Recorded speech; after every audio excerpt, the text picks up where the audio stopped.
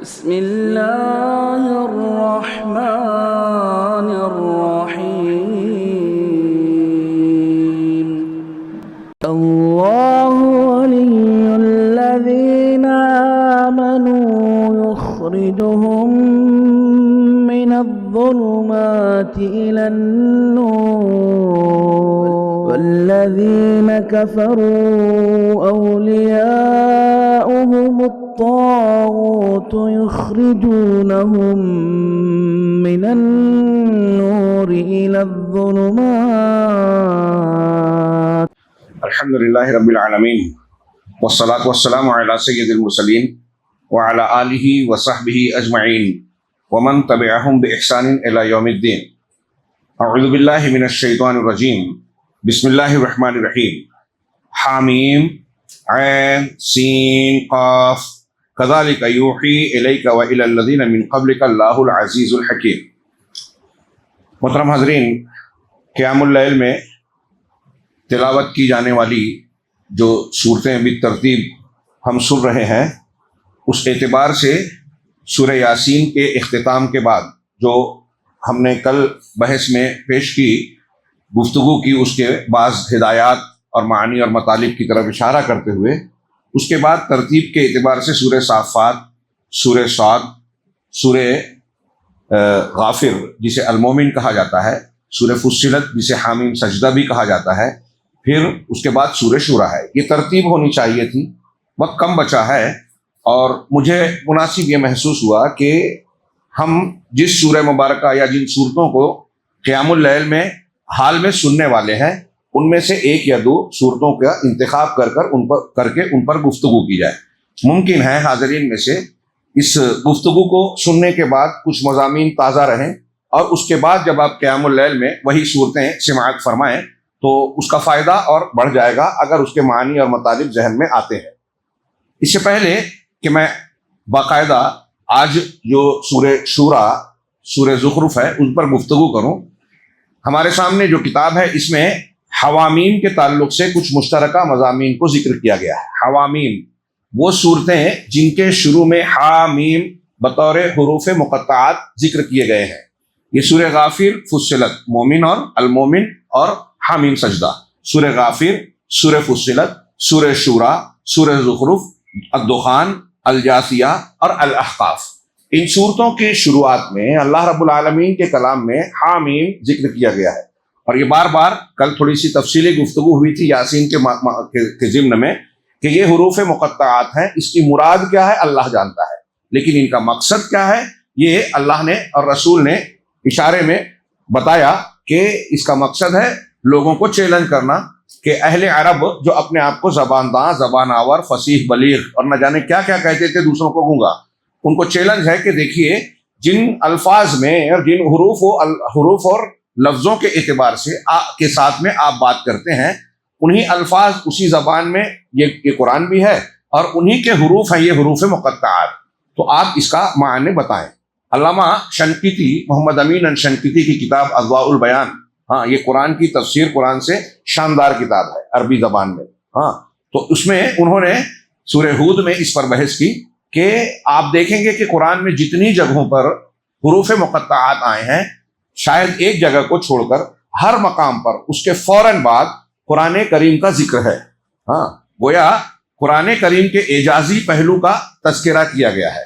اور کل جو ہم نے پڑھا یاسین والقرآن العظیم والقرآن الحکیم، قرآن حکیم کی قسم، اس ضمن میں میں نے ایک وضاحت کی کہ اللہ تبارک و تعالیٰ نے کئی چیزوں کی قسم کھائی ہے جس میں قرآن بھی ہے، اور پھر زمانے کی قسم، انجیر کی قسم، والشمس وضحاہا، سورج کی اور اس کے چمکنے کی یا اس کے طلوع ہونے کی، اور ایسے بہت سی چیزوں کی قسمیں کھائی ہیں. تو اس ضمن میں نے ایک عمومی بات عرض کی تھی کہ اللہ تعالیٰ مخلوق کی قسم کھا سکتا ہے. ہم مخلوق میں سے کسی کی قسم نہیں کھا سکتے، یہ شرک ہے، منع ہے. کیونکہ قسم کھانے میں جس کی قسم کھائی جاتی ہے اس کی تعظیم مقصود ہوتی ہے، اور ایسی تعظیم کا حقدار صرف اور صرف اللہ ہے. تو میں نے جب یہ بیان کیا تو ہمارے بھائیوں میں سے ایک صاحب نے کہا کہ چونکہ سورہ یاسین میں قرآن کی قسم کھائی گئی تو کیا قرآن مخلوق ہے؟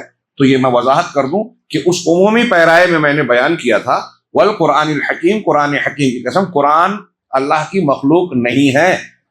جو ایسا مانتا ہے وہ بدعقیدہ ہے۔ امام احمد بن حنبل کا معتزلہ سے یہی جھگڑا تھا، اور جو عقل کی بنیاد پر، اور قرآن کو اللہ کا کلام نہیں بلکہ اللہ کی مخلوق کہتے ہیں۔ اس کا مطلب یہ کہ کلام اللہ کی صفت ہے، مخلوق کہنے میں صفت کو بعد میں وجود پانے والی چیز مانا جاتا ہے۔ اللہ کی جو صفات ہیں اللہ کی ذات کے ساتھ ہمیشہ سے جڑی ہوئی ہیں۔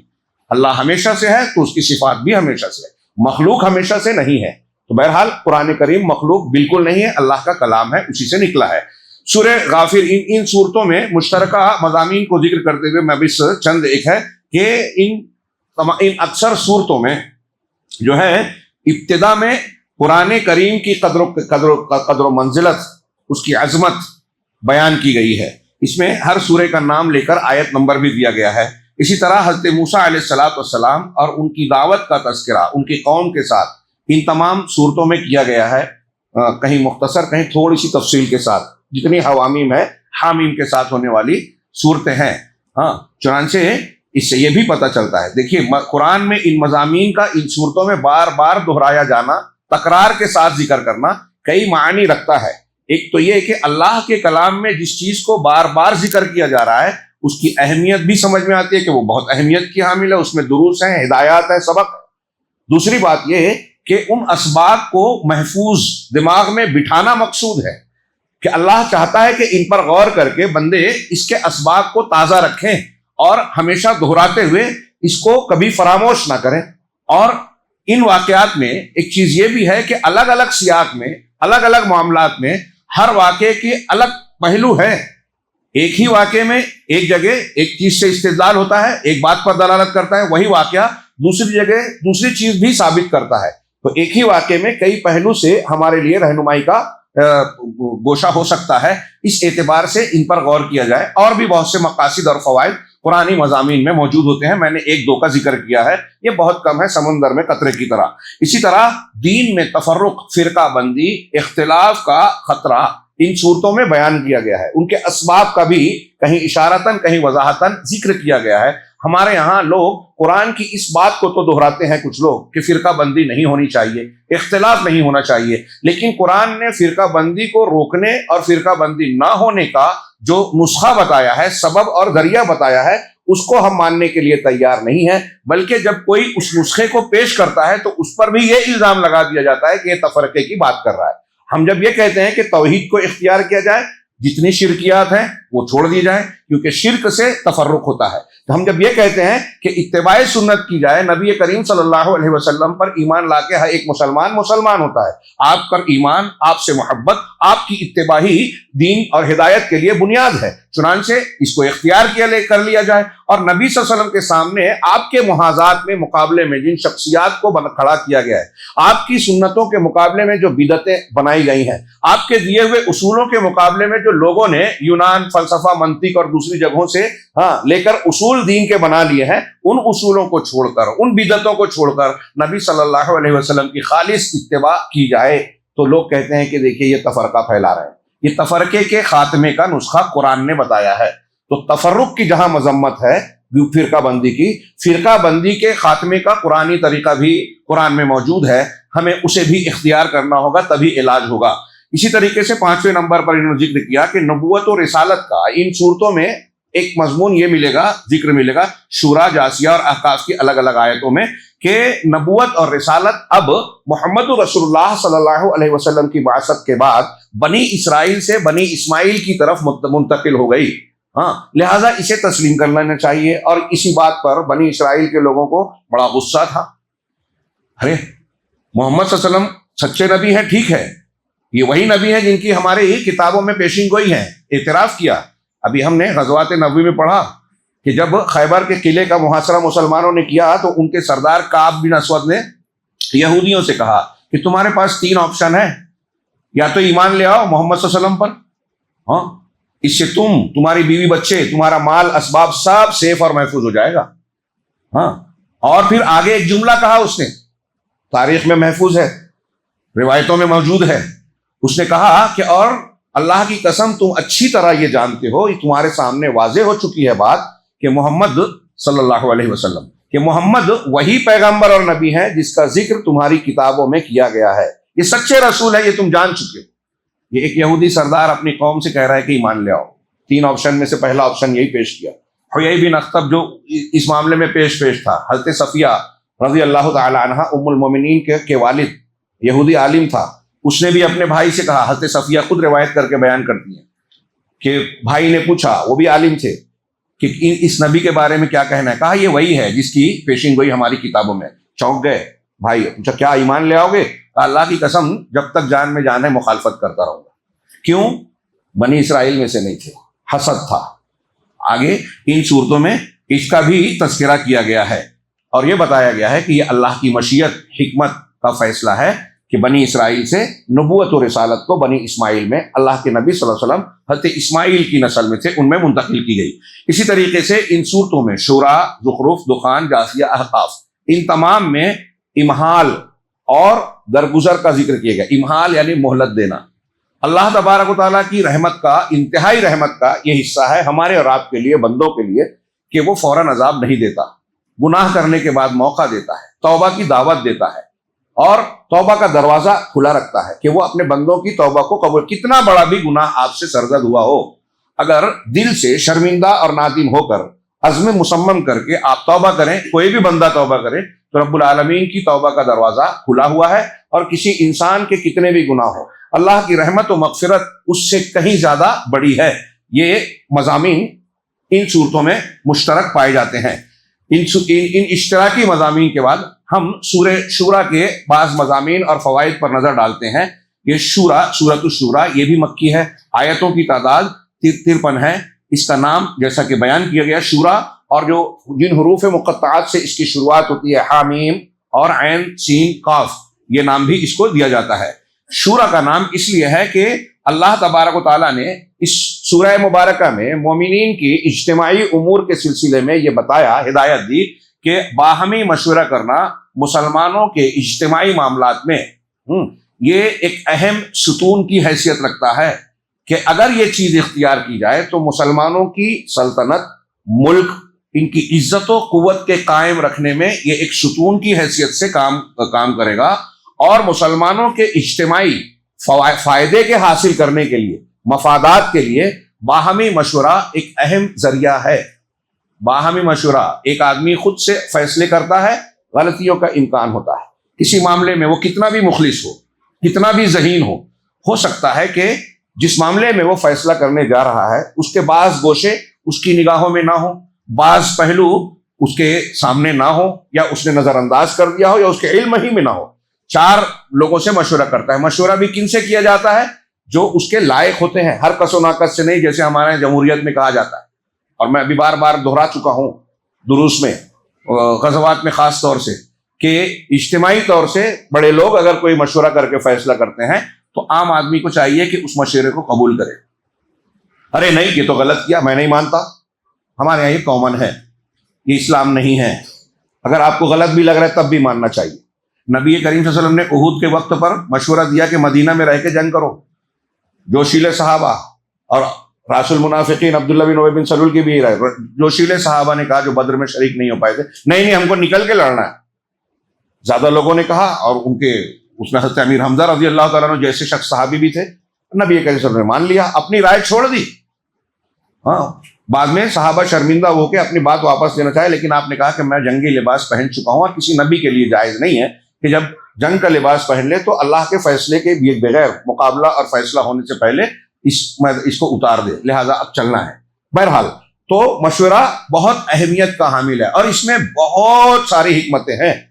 نبی صلی اللہ علیہ وسلم نے قدم قدم پر مشورہ کیے. اس سے ایک مسئلہ علماء نے نکالا کہ جن امور میں مسلمانوں کے اجتماعی معاملات میں، آپ کے ملک سلطنت میں، آپ کے گھر پڑوس میں، مسجد میں، اگر کوئی ایسا معاملہ پیش آ جائے جس میں وحی الہی کی براہ راست آپ کو ہدایت نظر نہیں آ رہی ہے، تو ایسی صورت میں آپ کو باہمی طور سے مشورہ کرنا چاہیے. یہ شریعت کی تعلیم ہے، یہ شریعت کا حصہ ہے، اس کے اپنے آداب ہیں.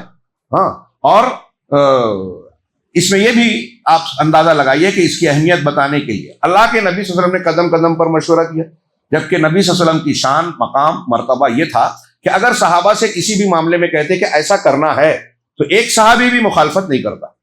غزوہ احزاب کے درمیان، ابھی عصر کے بعد والے درس میں گزرا، غزوہ احزاب کے درمیان اللہ کے رسول صلی اللہ علیہ وسلم نے مشرکین میں پھوٹ ڈالنے کے لیے حوازن کے قبیلے کے 2 سرداروں کو بلا کر ان سے بات کی اور کہا کہ اگر تم ان کا ساتھ چھوڑ کے چلے جاؤ تو مدینے کی ایک تہائی 1/3 فصل کھجور کی جو فصل ہوگی وہ آپ کو دے دیں گے. ایسی ابھی بات صرف تجویز تھی. ٹھیک ہے ہم مشورہ کرتے ہیں. اللہ کے رسول نے کہا ہم بھی مشورہ کرتے ہیں. دونوں مشورہ کرنے جب گئے تو حضرت سعد بن معاذ اور سعد بن عبادہ نے کہا, جب یہ سنا تو کہا اللہ کے رسول, پہلے سوال کیا. صحابہ کرام کا طریقہ دیکھیں کہ اللہ کے رسول کیا یہ اللہ کا حکم ہے؟ تو اگر اللہ کا حکم ہے تو ہم کچھ نہیں کہیں گے, بالکل قبول ہے.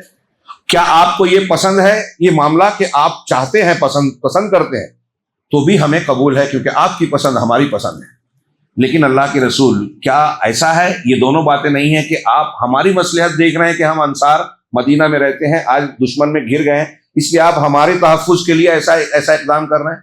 تو اللہ کے رسول صلی اللہ علیہ وسلم نے جواب دیا. انداز دیکھیے, ادب دیکھیے کہ نہ یہ اللہ کا حکم ہے نہ مجھے پسند ہے, میں نے تمہاری مصلحت کا خیال کیا. تھوڑی دیر کے لیے سوچیے کہ آپ باہر سے گئے تھے, وہاں ایک شہر کا رہنے والا یہ سوچ سکتا ہے نا کہ بھائی محمد صلی اللہ علیہ وسلم کو ہم نے پناہ دی, ہمارے آج یہ ہی نہیں ہمارے بال بچے بھی خطرے میں ان کی وجہ سے, دنیاوی اعتبار سے کوئی سوچے. صحابہ ایسے نہیں تھے. تو اللہ کے رسول صلی اللہ علیہ وسلم سے حضرت دونوں نے کہا, حضرت سعد بن معاذ کا جواب ہے کہ اللہ کے رسول جب ہم کافر تھے, وہ بھی کافر تھے, ہم بھی کافر مشرک تھے, تب تو یہ ہم سے ایک دانہ اور ایک کھجور بھی بغیر میزبانی کے مہمانداری کرتے ہوئے یا خرید و فروخت لے نہیں سکے. اگر لینا ہے تو ہم یا تو مہمان نوازی میں ان کو کھلائیں یا پھر خرید و فروخت میں دیں, تب تو یہ نہیں لے سکے. اب تو اللہ نے ہم کو اسلام دیا, ہدایت دیا, آپ کا ساتھ دیا ہے. اللہ کی قسم اگر آپ ہماری مصلحت کے لیے سوچ رہے ہیں تو ہم ان کو ایک کھجور بھی نہیں دیں گے, اگر دیں گے تو تلوار دیں گے. اللہ کے رسول نے کہا جب آپ کا یہ عزم اور حوصلہ ہے تو پھر مجھے کوئی ضرورت نہیں ہے, میں اسی پر فیصلہ کرتا ہوں. تمہاری بات درست ہے. جب تم اتنا حوصلہ رکھتے ہو تو یہ میں عرض کرنا چاہتا ہوں کہ نبی صلی اللہ علیہ وسلم مشورہ کر رہے ہیں. آپ نے جو رائے چاہی تھی انصار کا بھلا چاہنے کے لیے, جب انصار کا حوصلہ دیکھا تو اپنی رائے بات واپس لے لی. آج ہمارے یہاں کوئی آدمی سمجھتا ہے میری رائے رد کر دی گئی تو مجھے مخالفت کرنا چاہیے. یہ اسلام کی تعلیم, نبی صلی اللہ علیہ وسلم کا طریقہ نہیں ہے. اللہ تبارک و تعالیٰ نے ایک پوری سورہ شورا کے نام سے رکھی ہے, جس سے باہمی مشاورت کی اہمیت کا بھی احساس ہوتا ہے. اور دوسرا نام واضح ہے کہ شروع میں یہ حروف مقطعات ہے, اس اعتبار سے ان کا نام رکھا گیا. اس سورت کے ابتدا میں اللہ تبارک و تعالیٰ نے وحی پر کلام کیا. ابھی جو آیت تلاوت کی میں نے, اس میں اللہ نے بتایا کہ یہ وحی ہے, اللہ کی طرف سے احکامات نازل کیے گئے ہیں, کلام نازل کیا گیا ہے, اور یہ عزیز حکیم کی طرف سے نازل شدہ ہے. کذالک یوحی الیک و الی الذین من قبلک اللہ العزیز الحکیم. اللہ تبارک و تعالیٰ جو غالب, العزیز غالب ہے, ہاں, الحکیم حکمت والا ہے, حکمت بالغہ ہے, اس نے ایسے ہی آپ کی طرف وحی کی جیسے آپ سے پہلے کے لوگوں کی طرف وحی کی تھی. اللہ کے نبی صلی اللہ علیہ وسلم سے پہلے جتنے انبیاء گزرے ان سب کی طرف جس طرح کتابیں صحیفے اترے, یہ قرآن نازل کیا. اور دوسری جگہوں اور اس آیت کو ملا کر دیکھیں تو جس قسم کی وحی دوسروں پر کی گئی, ان تمام قسموں کی وحی اللہ کے نبی صلی اللہ علیہ وسلم پر کی گئی. ہاں, لہذا نبی صلی اللہ علیہ وسلم پر کتاب کی شکل میں بھی وحی آئی. جو منکرین حدیث ہیں وہ اس کو سمجھتے نہیں ہیں اور قرآن کی اس تعلیم کو مانتے نہیں ہیں, اس لیے وہ منکرین قرآن بھی ہیں. حدیث کا انکار قرآن کا انکار بھی ہے, اور یہ کفر ہے اگر کوئی انکار کرتا ہے بلا تعویل بلا دلیل. انکار کرتا ہے, تعویل کرنا الگ ہے, انکار کرنا الگ ہے.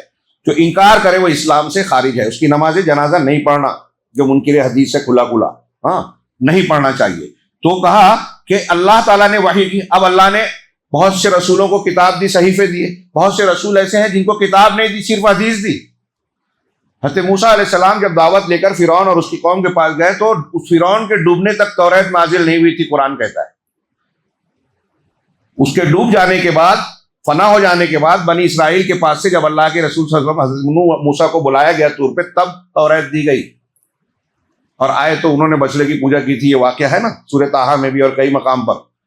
تو اس وقت فرعون اور آل فرعون نے کس چیز کا انکار کیا تھا؟ اللہ کی کتاب کا نہیں کیا تھا, ہاں, رسول کی سنت کا کیا تھا.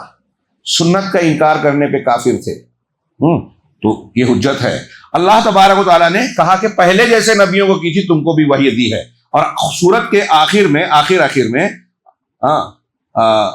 وحی پر گفتگو کرتے ہوئے اختتام ہوا، اور یہ بھی بتایا گیا کہ یہ وحی الہی جو اللہ نے تمہارے اوپر آسمان سے اتاری ہے. تھوڑی دیر کے لیے سوچئے کہ کتنی قیمتی چیز ہے. دنیا کا ہر علم جو ہے، سائنس، ٹیکنالوجی، حساب کتاب وغیرہ وغیرہ، انسان غور و فکر اور تجربات سے حاصل کرتا ہے، جانوروں سے اور مشاہدات کو دیکھ کر حاصل کرتا ہے.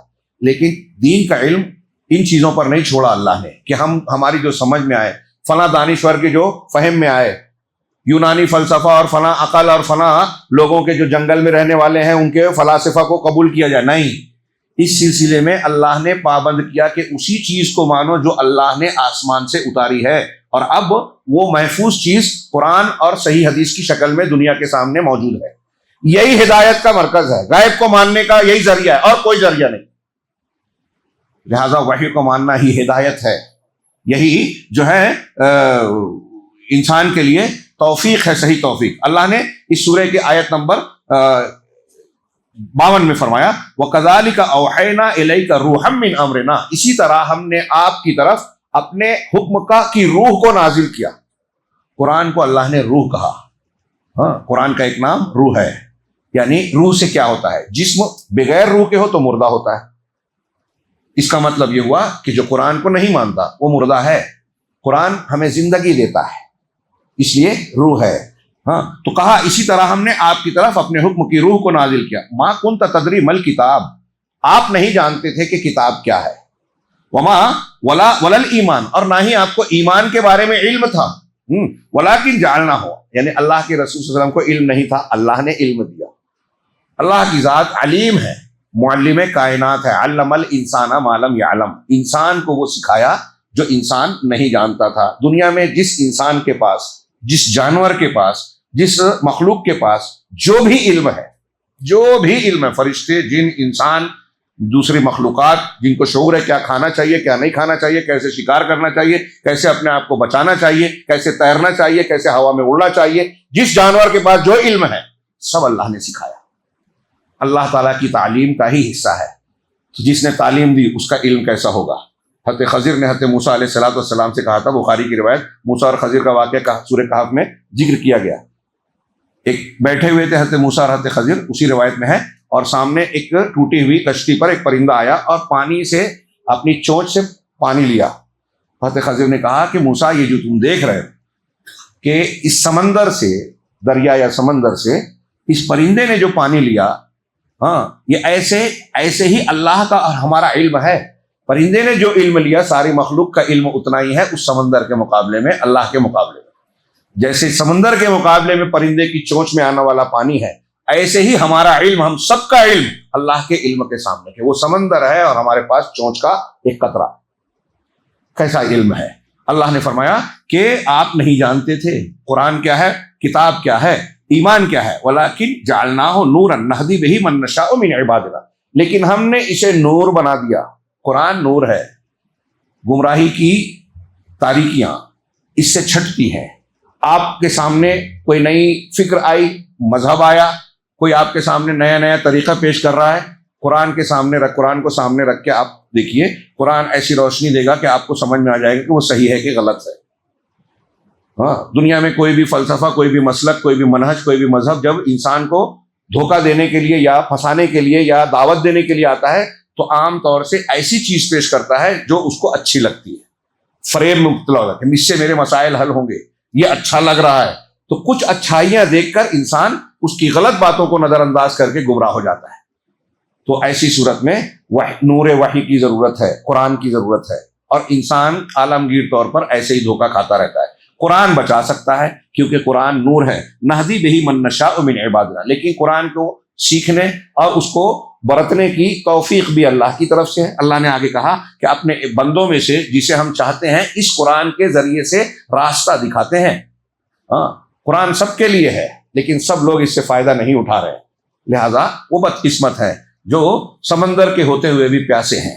اس لیے ہے کہ اللہ شروع اور آخر میں اللہ نے وحی کے متعلق بیان کیا تاکہ بندوں کو یہ تعلیم دی جائے، یہ پیغام اور میسج دیا جائے کہ آپ کی اللہ تعالیٰ کا فضل عظیم، ہاں، اپنے بندوں پر جو سب سے بڑا عظیم اور سب سے بڑا فضل ہے وہ اللہ تبارک و تعالیٰ کی وحی مبارک کی شکل میں ہے. پھر سے وہی مضمون آیا، یہ آج لیلۃ القدر پھر سے ایک طاق رات ہے، اس کی ساری عظمت، لیلۃ القدر خیر من الف شہر، ساری عظمتیں نزول قرآن کے ذریعے یا سبب سے قائم ہیں۔ یہ بھی ہمیں قرآن کی عظمت بتاتی ہے، اہمیت بتاتی ہے، اور ہمیں یہ تعلیم دیتی ہے کہ قرآن کو بالکل مضبوطی سے پکڑیے، پڑھیے، سمجھیے، عمل کیجیے اور دوسروں تک اپنی طاقت کے مطابق پہنچائیے۔ اس سورہ مبارکہ کا مرکزی مضمون ہے امت کی وحدت کا واجب ہونا اور آپس میں مشاورت کو اختیار کرنا۔ امت وحدت کی لڑی میں پیرو دی جائے اور اس کے لیے جو بھی معاملات مسائل پیش آئیں اس میں باہم مشورے سے کام کیا جائے۔ سورت کے موازی، یہ چیز تھوڑی سی آگے آئے گی جس میں کچھ لوگ غلط فہمی کا شکار ہوتے ہیں۔ سورہ مبارکہ کے مضامین، سب سے پہلا مضمون آیت نمبر 7 کے حوالے سے شیخ نے فرمایا کہ اس بات کا بیان کہ مکہ جو ہے وہ اس زمین کا مرکز ہے، سینٹر ہے، مرکز۔ کیسے؟ اللہ تبارک و تعالیٰ کا فرمان ہے وَكَذَلِكَ أَوْحَيْنَا إِلَيْكَ قُرْآنًا عَرَبِيًّا، اسی طرح ہم نے آپ کی طرف عربی قرآن نازل کیا۔ یہاں کئی پہلو ہو سکتے ہیں گفتگو کے، جس سماج میں آپ آئے وہاں عربی زبان تھی۔ اب آپ کہہ سکتے ہیں کہ بھئی عربوں سے نکلے تو دوسرے عربی نہیں جانتے، تو اب ان کو ان کی زبان میں قرآن سمجھایا جائے گا۔ ہاں، پہلے مخاطبین عرب تھے تو عربی زبان میں آیا، اور عربی زبان کی دوسری زبانوں کے مقابلے میں کئی فضیلتیں بھی ہیں، اس اعتبار سے بھی عربی میں ہے۔ بہرحال اسی طرح ہم نے آپ کی طرف عربی قرآن نازل کیا۔ کیوں نازل کیا؟ لِتُنذِرَ أُمَّ الْقُرَىٰ، تاکہ آپ ام القریٰ کو ڈرائیں۔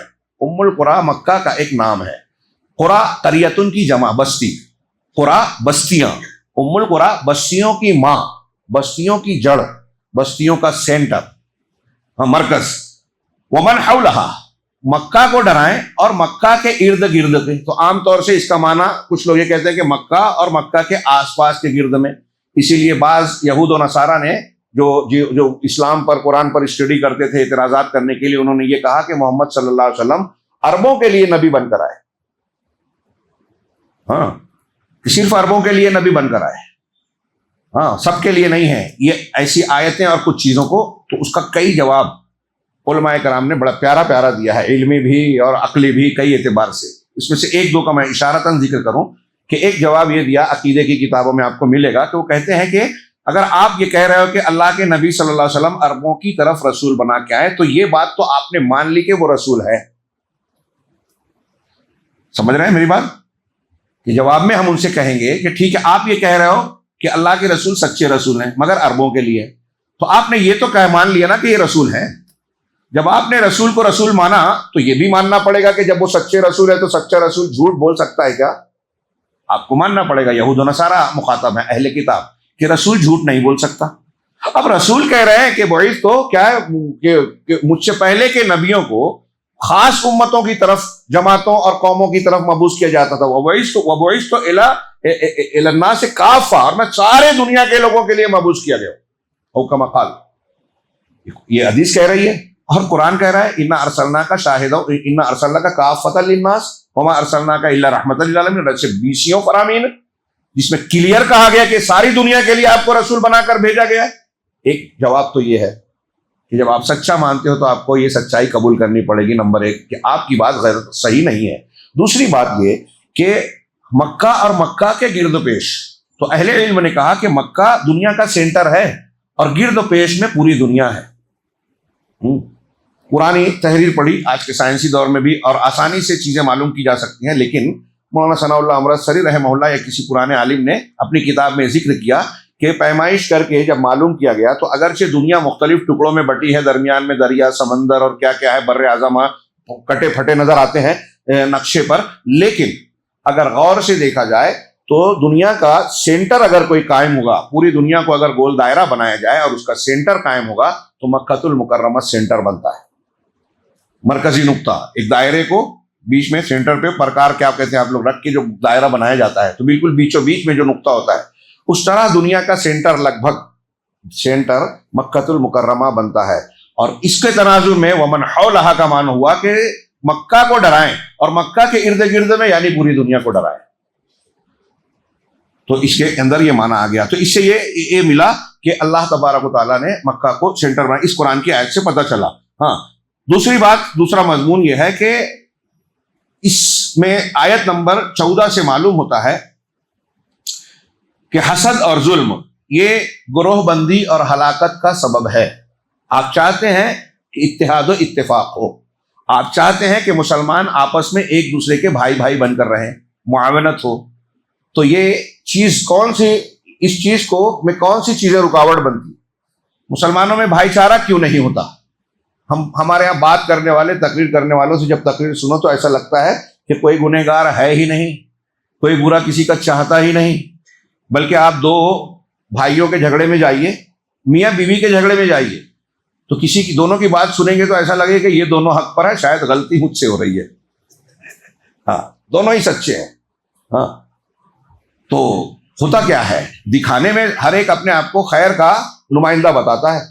اللہ تعالیٰ نے اس میں بتایا کہ حسد اور ظلم یہ دو چیزیں ایسی ہیں جو انسان کے اندر تفرقہ، اختلاف اور بغض و عناد کا باعث ہے۔ آیت کریمہ ہے وما تفرقوا، 14 نمبر آیت پڑھیے، وما تفرقوا الا من بعد ما جاءهم العلم بغيا بينهم۔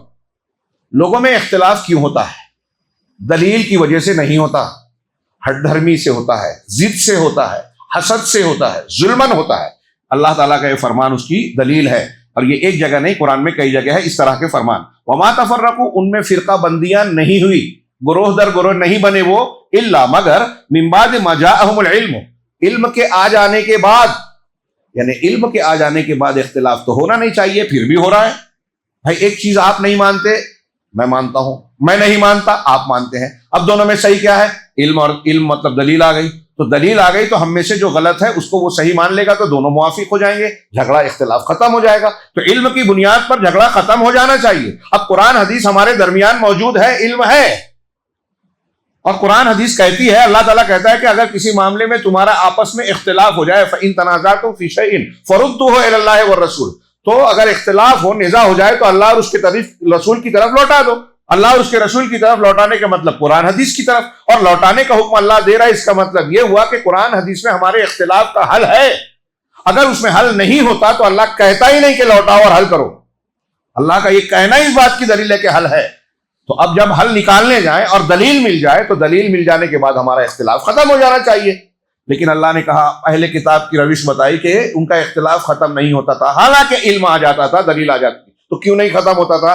بغیم بینہم، آپس میں ضد، ہٹ دھرمی کی وجہ سے، سرکشی کی وجہ سے، حسد کی وجہ سے، عناد کی وجہ سے، اور یہی ظلم ہے دنیا میں جتنا فساد ہے۔ ہاں پہلا جرم ابلیس نے کیا، اللہ کا حکم نہیں مانا، سبب، پہلا سبب حسد، دوسرا سبب تکبر، تکبر، ابا واستکبر، انکار کیا اور تکبر کیا۔ ہاں آدم کے مقابلے میں اپنے آپ سے، آدم کے مقابلے میں آدم سے حسد کیا، اور پھر قابل نے حابیل کو قتل کیا، کیوں؟ حسد کیا، اس کو جو نعمت ملی مجھے نہیں ملی، اس کی نعمت قبول ہوئی مجھے نہیں، مفسرین کا الگ الگ قول ہے، اس کی جس سے شادی ہو رہی ہے مجھ سے ہونی چاہیے، ایک قول یہ بھی ہے، تو حسد تھی، نہیں اس کو جو نعمت مل رہی ہے۔ ہمارے یہاں سارے جھگڑے غور کر لیجیے ایسے ہی ہے۔ ہاں تو حسد اور ظلم جڑ ہے اختلاف کی، جڑ ہے ہلاکت کی، جڑ ہے ہمارے آپس کے جھگڑوں کی۔ ہاں اس کا علاج یہی ہے کہ ہم علم کی پیروی کریں، اخلاص دل میں پیدا کریں، اللہ کے لیے جینا اور مرنا سیکھیں۔ جب ایک آدمی کسی سے حسد کر رہا ہے تو اس کا مطلب کیا ہوا؟ ان کو دولت ملی، میں کہوں کہ ان کی دولت چھین جائے، ان کو دولت دی تو کس نے دی؟ جی کسی کو دولت ملی تو کہ اللہ نے دی، اب مجھے اس پر اعتراض ہے کہ یہ مالدار کیوں ہے، مطلب مجھے اعتراض اللہ پہ ہے کہ اس کو مالدار کیوں بنایا، وہ بڑے سکون سے رہ رہا ہے، اس کی بیوی خوبصورت ہے، میری بیوی خوبصورت نہیں ہے۔ یہ تھوڑی سی کچھ لوگوں کے چہرے پہ مسکراہٹ آ رہی ہے، لیکن اس قسم کی وجہ ہوتی ہے نا بھائی، ہمارے سماج میں ایسی کچھ، اور میں جو بھی مثال آپ غور کر لیجئے کہ کسی کو کوئی نعمت ملی ہے، آپ کو جلن ہو رہی ہے، کیوں ملی؟ ہاں ابو جہل وغیرہ کو یہ جلن تھی کہ محمد صلی اللہ علیہ وسلم بنو ہاشم کے، وہ نبی بنو ہاشم میں بن گئے تو ان کا خاندان اونچا ہو جائے گا، ہمارا نیچا ہو جائے گا، کیوں ملی؟ یہودیوں کو اختلاف یہ تھا کہ بھائی بنی اسرائیل سے ہٹ کے بنو اسماعیل میں نبوت چلی گئی، کیوں گئی؟ اس صورت میں آگے بھی آ رہا ہے، یہ سورہ زخرف میں، اہم یقسمون رحمت ربک، کیا اللہ کی رحمت کا معنی یا نبوت، اللہ کی رحمت کو وہ بانٹیں گے؟ بانٹنے والا، دینے والا اللہ ہے، تو آپ فیصلہ کرو گے کہ اللہ کس کو دے کس کو نہ دے۔ تو اب کوئی اگر مالدار ہے اللہ کے بنانے سے، کوئی غریب ہے اللہ کے بنانے سے، کوئی خوبصورت ہے کوئی بدصورت ہے، کوئی اونچا ہے کوئی نیچا ہے، اللہ کے بنانے سے، یہ اللہ کی تقدیر کا فیصلہ ہے، علیم و حکیم کا فیصلہ ہے۔ اب اگر کوئی کسی سے جلن حسد رکھتا ہے تو اس کا مطلب اللہ کے فیصلے پر اعتراض ہے۔ یہ عقیدے کی خرابی کا نتیجہ ہے۔ اور اللہ نے مجھے جو دیا ہے، جب ہم اللہ کے فیصلے کو قبول کریں گے تو جلن نہیں رکھیں گے بلکہ دعا دیں گے، مسلمانوں کی ترقی پر خوش ہوں گے۔ جس کا عقیدہ مضبوط ہے، آپ آج سے مشاہدہ کیجئے جو میں کہہ رہا ہوں، جس کی توحید جتنی مضبوط ہے وہ ان چیزوں کو کیئر نہیں کرتا۔ ہاں، عربوں میں کوئی بھی مسلمان ترقی کرے گا، آپ ہندوستان کے ہیں اگر کوئی اچھا کام کریں گے تو آپ کو دعا دیں گے۔ ہمارے یہاں ویسا کھلا مزاج نہیں پایا جاتا، کم ہے، میں نہیں کہتا کوئی نہیں ہے نہیں۔ دوسروں کی ترقی پر خوش ہونا یہ ایمان ہے، ایمان ہے کہ اللہ نے اس کو دیا، اللہ تعالیٰ اور دے، ہم کو بھی دے، یہ ہونا چاہیے۔ خیر، تو حسد اور یہ کیا نام ہے ظلم، یہ پھر تفرق کی سبب ہے۔ نمبر 3، فضل النیت الصالحہ و ارادۃ الدار الآخرہ، صحیح نیت اور دار آخرت کو چاہنے کی فضیلت۔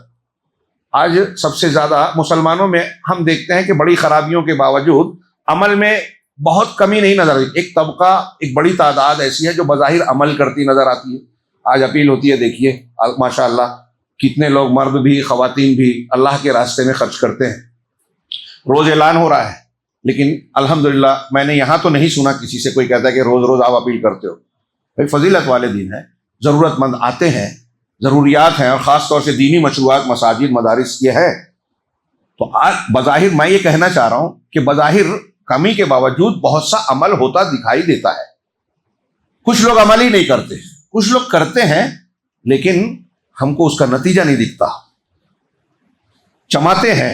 جماعتیں کام کرتی ہیں، مختلف مشروعات ہیں، مدارس ہیں، یتیم خانے ہیں، تربیت گاہیں ہیں، مسلمانوں کو ترقی دینے کے مختلف مشاريع اور تنظیمیں الگ الگ جگہوں پر کام کر رہی ہیں۔ تو اللہ کے وعدے بھی تو ملنا چاہیے۔ مجھے یاد آتا ہے بخاری مسلم کی حدیث میں ہے کہ اللہ تعالیٰ قیامت کے دن جو اللہ کے رسول نے جو باتیں بتائی اس میں ایک ہے کہ عمل کم ہو جائے گا۔ عمل کم ہونے کی کئی شکلیں ہیں۔ ایک یہ ہے کہ آپ فی نفس ہی کام کم، عبادت کم کرنے لگیں، دین کے احکامات پر عمل کم کرنے لگیں۔ نماز دیکھ کر پڑھ رہے ہیں، رمضان میں خرچہ کر رہے ہیں لیکن رمضان کے بعد نہیں کر رہے ہیں۔ نماز میں نوافل بھی پڑھ رہے ہیں، رمضان کے بعد فرائض بھی چھوڑ رہے ہیں، یہ کم ہو گیا۔ کوئی سرے سے نہیں کر رہا، یہ کم ہو گیا۔ ایک کم ہونے کی شکل یہ بھی ہے کہ آپ عمل تو کر رہے ہیں لیکن ساتھ ہی ساتھ کچھ ایسی چیزیں کرتے ہیں جس سے عمل بیکار ہو جاتا ہے۔ خرچہ کیا، احسان جتایا، بیکار۔ نماز پڑھی، کوئی نیکی کی، دکھاوا کیا، شہرت اور ریاکاری کا جذبہ دل میں آیا، وہ ختم۔ ایک شکل یہ بھی ہے عمل کے کم ہونے کی کہ آپ سنت کے خلاف کر رہے ہیں۔ آپ کا عمل تو ہے لیکن بدعت کے طریقے پہ ہے، آپ کا عمل تو ہے لیکن شرک بھی ہے، تو آپ کا عمل ہے ہی نہیں، اللہ کے یہاں قبول ہی نہیں ہے۔ یہ بھی ایک شکل ہے۔ اور اس میں ایک شکل یہ بھی ہے اسی میں کہ آپ عمل کر رہے ہیں، ہم عمل کر رہے ہیں، اللہ ہم کو ان بیماریوں سے دور کرے، تو ہم دکھاوا کر رہے ہیں، اخلاص نہیں ہے۔ اور آج کے زمانے میں میں سمجھتا ہوں کہ یہ ایک عظیم ترین، اگر پہلے نمبر کی بیماری بولی جائے مسلمانوں کی تو شاید غلط نہ ہوگا کہ اخلاص یا تو ہے نہیں یا بہت کم ہے، کمیاب ہے۔ ہاں، بڑی ضرورت ہے۔ اللہ رب العالمین نے اس کی تعلیم دی کہ آپ کے ہمارے اعمال کی تاثیر، اس کا نتیجہ اخلاص اور جذبے کی بنیاد پر۔ کیا وجہ ہے؟ آپ تھوڑی دیر کے لیے سوچئے، کیا وجہ ہے کہ حدیث و قرآن سے ثابت ہوتی ہے کہ ایک صدقہ ایک شخص نے کیا، اس کا اجر و ثواب بہت بڑا ہے۔ ایک عورت نے، وہ بھی بدکار عورت نے، ایک کتے کو، پیاسے کتے کو پانی پلایا، اللہ نے اس کو معاف کر کے جنت میں ڈال دیا۔ ہاں، اور اس کے مقابلے میں ایک بلی کو باندھ کے رکھنے والی عورت جو ہے جہنم میں چلی گئی کہ نہ اس کو کھانا دیا، نہ اس کو کھولا کہ اپنی غذا حاصل کر، بھوک سے تڑپ کے مر گئی۔ تو بلی کی وجہ سے جہنم میں جا رہی ہے، کتے کی وجہ سے جنت میں جا رہی ہے، جبکہ بدکار عورت ہے۔ کیوں؟ اس سے بڑی بڑی نیکیاں کرنے والے جو ہے جہنم میں چلے جائیں گے۔ کیوں؟ جذبات اور موقع و محل کا فرق ہے۔ نبی کریم صلی اللہ علیہ وسلم نے ایسے ہی نہیں کہا کہ سابقون الاولون صحابہ نے ایک مد اور آدھا مد جو اللہ کے راستے میں خرچ کیا، بعد کے آنے والے اس کے مقابلے میں احد پہاڑ کے برابر سونا بھی خرچ کریں گے تو ان کے اس صدقے کے برابر نہیں ہوگا۔ موقع تھا، جذبہ تھا، اس وقت کا جو ایمانی جذبہ تھا، بعد والوں میں وہ آ ہی نہیں سکتا۔ تو یہ اخلاص کی بنیاد پہ آپ کا 1 روپیہ ہاں آپ کا میرا 1 روپیہ اخلاص کی بنیاد پہ کروڑ کے درجے میں جا سکتا ہے، اور کسی کا کروڑ روپیہ اخلاص نہیں ہے تو 1 روپیے کا وزن بھی نہیں رکھتا۔ اس کی اہمیت اللہ نے بتائی اس سورہ مبارکہ میں۔ اللہ نے کہا من کان یرید الآخرہ نزد لہ فی حرثہ ومن کان یرید حرث الدنیا من کان یرید حرث الآخرہ نزد لہ فی حرثہ ومن کان یرید حرث الدنیا نؤتہ منہا وما لہ فی الآخرۃ من نصیب۔ جو شخص آخرت کی کھیتی چاہتا ہے، لفظ کھیتی یہاں استعمال کیا اللہ نے، حرث، اس کا معنی بیج بونا ہوتا ہے، تخم ریزی، بیج ڈالیں آپ زمین میں، کھیت کسان جو کرتا ہے تو جب کھیت میں بیج ڈالتا ہے تو وہی بیج جو ہے پھل پھول کے پودا یا پیڑ وغیرہ بنتا ہے، پھل پھول دیتا ہے۔ تو ایسے ہی جیسے ایک کسان زمین میں کاشت کے لیے محنت کرتا ہے، ایک بیج ڈالتا ہے اور پھر فصل آتی ہے، اس ایک بیج سے بہت سے دانے پھل اور غلے پیدا ہوتے ہیں، ٹھیک اسی طریقے سے اگر ہم اور آپ اس دنیا کی کھیتی میں محنت کرتے ہیں، نیک اعمال کرتے ہیں، ایمان و عمل صالح اور اخلاص کے ساتھ، تو اللہ تبارک و تعالیٰ اس کی کھیتی جو دے گا، اس عمل کی کا نتیجہ جو دے گا، وہ ثمردار پھلدار درخت کی طرح سایہ دینے والا، غذا دینے والا، فائدہ دینے والا بنے گا، اور اللہ ایک کا نہ جانے کتنا کتنا گنا بڑھا کر دے گا، 10 کم سے کم ہے 700 اور اس سے بھی زیادہ۔ تو اللہ نے کہا جو اپنی آخرت کی کھیتی جو چاہتا ہے، ہم اس کی کھیتی میں اضافہ کریں گے، 1 کا 10 اور 10 کا 700 اور 700 سے زیادہ بڑھاتے جائیں گے، بہت اجر و ثواب دیں گے۔ ومن کان یرید حرث الدنیا، لیکن جو اپنی محنت مشقت اور نیکیوں کے ذریعے دنیا کی کھیتی چاہتا ہے کہ یہاں جو میں محنت کر رہا ہوں اس کا پھل مجھے دنیا ہی میں مل جائے، تو نؤتہ منہا، تو ہم اسے اس کا حصہ دے دیں گے۔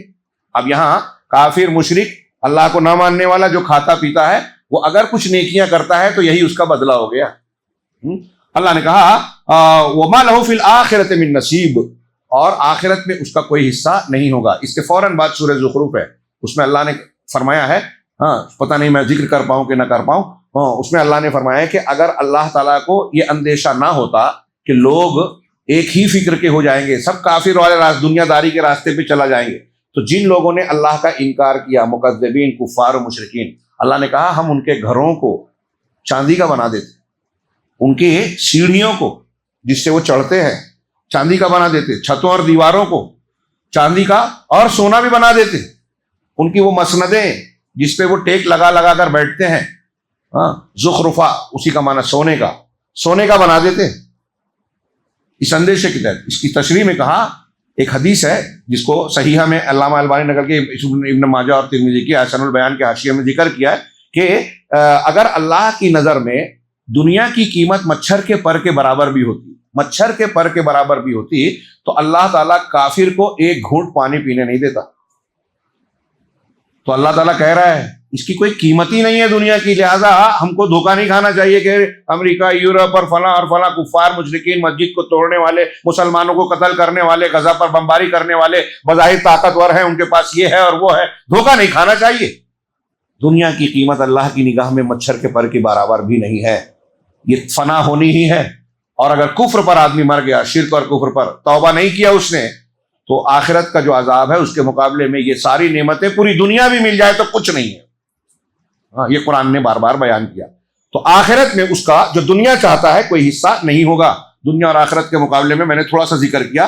اگلا جو وہ مضمون ہے المعاصی سبب الشر والبلاء، اس سورہ مبارکہ میں ہم کو اللہ نے ایک سبق دیا، یہ آپ بار بار سنتے ہیں اور بار بار سنیے، بار بار پڑھیے، دماغ میں تازہ کیجئے کہ ہمارے جو مصیبت ہے، مصیبتیں، پریشانیاں ہیں، وہ گناہوں کی وجہ سے ہے، معصیت کی وجہ سے ہے، اللہ اور اس کے رسول کی نافرمانیوں کی وجہ سے۔ اللہ نے کہا وما اصابکم من مصیبت فبما کسبت ایدیکم ویعفو عن کثیر، کہ تم کو جو بھی مصیبت لاحق ہوتی ہے، پریشانی، دقت آتی ہے، وہ تمہارے اپنے کرتوتوں کا نتیجہ ہے، اور اللہ بہت سی نیکیوں کو تو معاف کر دیتا ہے، بہت سی گناہوں کو تو معاف کر دیتا ہے، یعنی کتنے کو معاف کر دیتا ہے اور کچھ کا بدلہ دیتا ہے، ایک معنی یہ ہے۔ کچھ کو اللہ تبارک و تعالیٰ تم کو کچھ مصیبتیں لاحق ہوتی ہیں اور اس میں کچھ مصیبتیں ایسی بھی ہیں کہ اللہ اس کو چھوٹ دے رہا ہے، فوراً عذاب نہیں دے رہا ہے، ایک معنی یہ بیان کیا کہ اور ڈھیل دیتا ہے اللہ تعالیٰ، ہم نے گناہ کیا پھر موقع دیا کہ ابھی توبہ کر لے گا، معافی مانگ لے گا، فوراً عذاب نہیں آتا۔ تو ایک نقطہ یہ معلوم ہوا کہ اللہ تبارک و تعالیٰ کسی کے ساتھ ایسے ہی معاملہ سختی کا نہیں کرتا۔ اب جو مسلمانوں پر سختیاں آتی ہیں یا تو اللہ کی آزمائش ہوتی ہے یا اللہ کا عذاب ہوتا ہے، اعمال کا نتیجہ۔ اور ایک چیز یہ بھی ہوتی ہے کہ ہم جو برائیاں کرتے ہیں، اسی آیت کے اندر ایک معنی علماء نے یہ بھی بیان کیا کہ اللہ بہت سے گناہوں کو معاف کر دیتا ہے۔ مطلب اگر ہم کوئی گناہ کرتے ہیں اور پھر اس گناہ کے بعد ہم کوئی نیکی کرتے ہیں، کوئی توبہ استغفار نیکیاں کرتے ہیں، تو ہماری نیکیوں کے ذریعے اللہ اس کو معاف کر دیتا ہے۔ اس میں ایک پہلو یہ بھی ہے کہ جو مصیبتیں آتی ہیں، مصیبتوں کے آنے کی وجہ سے اللہ تبارک و تعالی ہماری جو بدعمالیاں ہیں اس کو صاف کرتا ہے۔ اب دنیا میں ہم کو سزا دے دیتا ہے تاکہ آخرت میں ہم بچ جائیں، یہ بھی رحمت ہے۔ تو مصائب، علامہ ابن تیمیہ کا ایک بڑا پیارا جملہ ہے کہ مصیبت مومن کے لیے نعمت ہے۔ جملہ عجیب لگتا ہے لیکن بڑا شاندار اور بڑا پیارا ہے، بڑا معنی خیز، کہ ہم پر جو مصیبت آتی ہے وہ ہمارے لیے خیر ہے کئی اعتبار سے۔ جو مصیبت آ رہی ہے وہ ہمارے گناہوں کا کفارہ ہے۔ جو مصیبت آ رہی ہے اگر اس پر ہم صبر کریں، پہلے تو مصیبت خود کفارہ ہے، دوسرے صبر کرنے پہ انما یوفی الصابرون اجرہم بغیر حساب، کل پڑھی گئی تھی کہ صبر کرنے والوں کو ان کا اجر و ثواب بے حساب دیا جائے گا۔ بہت عظیم فضیلت ہے۔ تو اس اعتبار سے مومن کے لیے مصیبت نعمت ہے۔ ہاں، اسی طریقے سے اگلا مضمون کہ بیان و انواع الوحی الہی، اللہ تبارک و تعالیٰ کی وحی کی قسمیں اس سورہ مبارکہ میں بیان کی کہ جو وحی کرتا ہے اپنے پیغمبروں کو، لوگوں کو، اپنے چنندہ لوگوں کو، تو اس کی جو ہے کیا کیا قسمیں ہیں۔ اللہ نے فرمایا کہ وما کان لبشر، آیت نمبر 51، کہ وما کان لبشر ان یکلمہ اللہ الا وحیا او من وراء حجاب او یرسل رسولا فیوحی باذنہ ما یشاء انہ علی حکیم، کہ کوئی انسان ایسا نہیں ہو سکتا کہ اللہ تبارک و تعالیٰ سے بات ڈائریکٹ کر لے، الا یہ کہ وحی کے طور پر ہو یا حجاب کی آڑ سے ہو۔ وحی کے طور پر، وحی کی قسمیں الگ الگ ہیں۔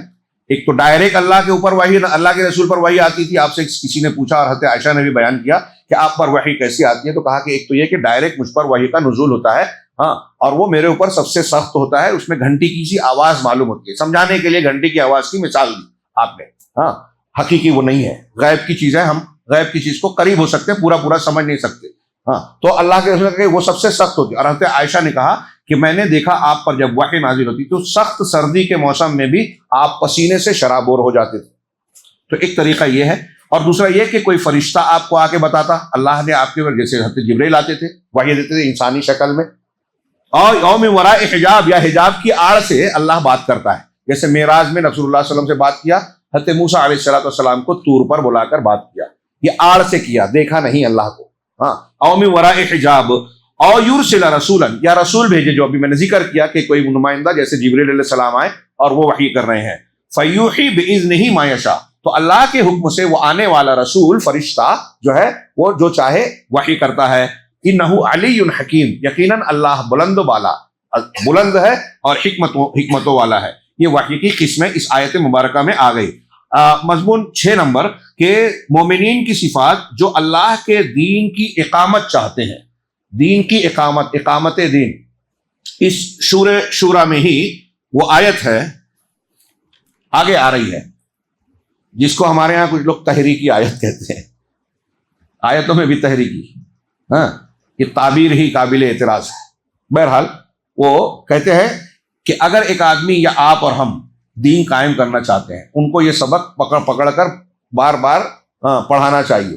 جیسے ایک استاد چھڑی سے بچوں کو پڑھاتا ہے نا، آج مسلمانوں کی ایک بڑی عمر کے لوگوں کو جو اپنے آپ کو بہت دانشور سمجھتے ہیں، لیکن قرآن کے ان اسباق سے نہایت نابلد ہیں۔ میں ان کی طنز اور ان کی بے عزتی کے لیے نہیں کہہ رہا ہوں، واللہ اللہ مجھے اس سے محفوظ رکھے، خیر خواہی میں کہہ رہا ہوں کہ انہیں یہ پڑھنا چاہیے۔ اقامت دین کی تعبیر وہ اس سورہ مبارکہ کی ایک آیت سے تو لے لیے، لیکن اس کے آگے پیچھے سے اقامت دین کا مطلب ہی نہیں سمجھا۔ تو اقامت دین کرنے والے کے لیے دین قائم کرنا، کیا کرنا، کن اوصاف سے متصف ہونا چاہیے، یہ سب سے پہلی چیز ان آیتوں میں سورہ شورى کی پڑھیے۔ آیت نمبر 36 میں اللہ نے سب سے پہلی چیز بتائی کہ اس آدمی کا جو اقامت دین چاہتا ہے اس کا عقیدہ درست ہونا چاہیے۔ آیت کیا ہے؟ فما اوتیتم من شیء فمتاع الحیات الدنیا، یہ آیت کا ابتدائی حصہ ہے، میں نے برکتاً اس کو بھی لے لیا کہ جو تم کو جو کچھ بھی دیا گیا، جو کچھ بھی آپ اربوں پتی کیوں نہ ہو، وہ شیء نہیں ہے. فمتاع الحیات الدنیا، تو وہ دنیا کی زندگی کا بس یوں ہی سا سامان ہے. یہ ترجمہ کیا ہے شیخ محمد جوناگڑھی نے. متاع ایسے سامان کو کہتے ہیں جو عارضی طور سے جس سے فائدہ اٹھایا جائے، پھر ختم ہو جائے، خراب ہو جائے. ہاں، تو یہ دنیا کی زندگی کا متاع ہے. ہاں، اور وما عند اللہ خیر و ابقا، اور جو اللہ کے پاس ہے وہ زیادہ بہتر اور پائیدار ہے. ابقا باقی رہنے والا، خیر بہتر. تو دنیا کے مقابلے میں آخرت. ابھی میں نے ایک مثال دی سورہ زخرف کی آیت کے حوالے سے، یہ بھی اس پہ جوڑ لیجئے کہ دنیا ختم ہونے والی ہے، فنا ہونے والی ہے. اس کی لذتیں بھی ہلکی ہیں، عارضی ہیں، محدود وقت کی ہیں، بہت ادھوری ہے. اور آخرت قیامت میں سب کچھ کامل ہے، ناقابل تصور ہے، انتہائی اعلیٰ ہے. تو جو آخرت میں اللہ کے پاس جو ہے وہ خیر ہے اور ابقا ہے. جب یہ ہم نے تصور کیا تو اس میں بھی عقیدے کی درستگی ہو رہی ہے کہ دنیا کو سب کچھ نہ سمجھ کے آخرت کو سمجھا جائے، نمبر ایک. دوسرا، للذین آمنوا وعلی ربہم یتوکلون، کن لوگوں کے لیے آخرت بہتر ہے، پائیدار ہے، مفید ہے؟ ان لوگوں کے لیے جو ایمان لائے. ایمان شرط ہے. پہلی بنیاد ایمان، اور ایمان عقیدہ ہے. اللہ پر ایمان، اس کی تفصیل پڑھ لیجئے. آج ایمان لوگ کرتے ہیں، ایمان کیا ہے سمجھتے ہی نہیں ہے. میں اکثر کہتا ہوں، دوسروں کو چھوڑیے، ہماری جماعت کے افراد میں پوچھیے، توحید کی تعریف کیجئے. کسے کہتے ہیں توحید کو، کی اس میں کیا کیا بنتی ہے؟ شرک اس کی ضد ہے. شرک کسے کہتے ہیں؟ شرک اکبر اور شرک اصغر میں فرق کیا ہے؟ مجھے افسوس ہے، سخت افسوس ہے، لیکن یہ حقیقت ہے کہ دوسروں کی بات چھوڑیے، ہماری اپنی جماعت کے لوگ اہل الحدیث، جن کا ترہ امتیاز، جن کی سب سے بڑی شان عقیدہ ہے، بیس ہے، اور یہ اللہ رب العالمین کا سب سے بڑا انعام، اس سے بڑا کوئی انعام ہے ہی نہیں. اور یہ بہت خوش قسمتی کی بات ہے. لیکن ناقدری دیکھیے کہ قرآن ہے، ہمارے پاس علماء کرام ہیں جو عقیدہ جانتے ہیں، پڑھاتے ہیں صحیح عقیدہ، لیکن ہمارے لوگ آج اس کی اہمیت نہیں سمجھتے. ہندوستان میں تو یہ مزاج. اکثر میں کہتا ہوں، توحید کی شرطیں کیا ہیں پوچھ لیجئے. چھوٹی عمر کے لوگ سعودی عرب میں پوچھے تو بچے سنائیں گے آپ کو ایک سانس میں، دلیلوں کے ساتھ بتائیں گے، یاد کرایا جاتا ہے، وہاں سمجھایا جاتا ہے. ہمارے یہاں عمر کھپا دینے والے نہیں بتا پائیں گے. اب ان کا کیا کیا جائے جو زندگی بھر دین کے کام میں بظاہر لگے ہیں لیکن فضائل پہ محنت ہے، توحید شرک معلوم ہی نہیں ہے. وہ شرک کو، جھوٹی حدیثوں کو، شرکیہ چیزوں کی تبلیغ کرتے ہیں. اللہ کے رسول کا وسیلہ لگا کے دعا مانگو، تبلیغ کرتے ہیں، جھوٹی حدیثیں بیان کرتے ہیں. کتنی افسوس کی بات ہے. کیا ایسے لوگ دین کو قائم کرنے والے ہو سکتے ہیں جو عقیدے کی باتوں کو غیر اہم قرار دیتے ہیں؟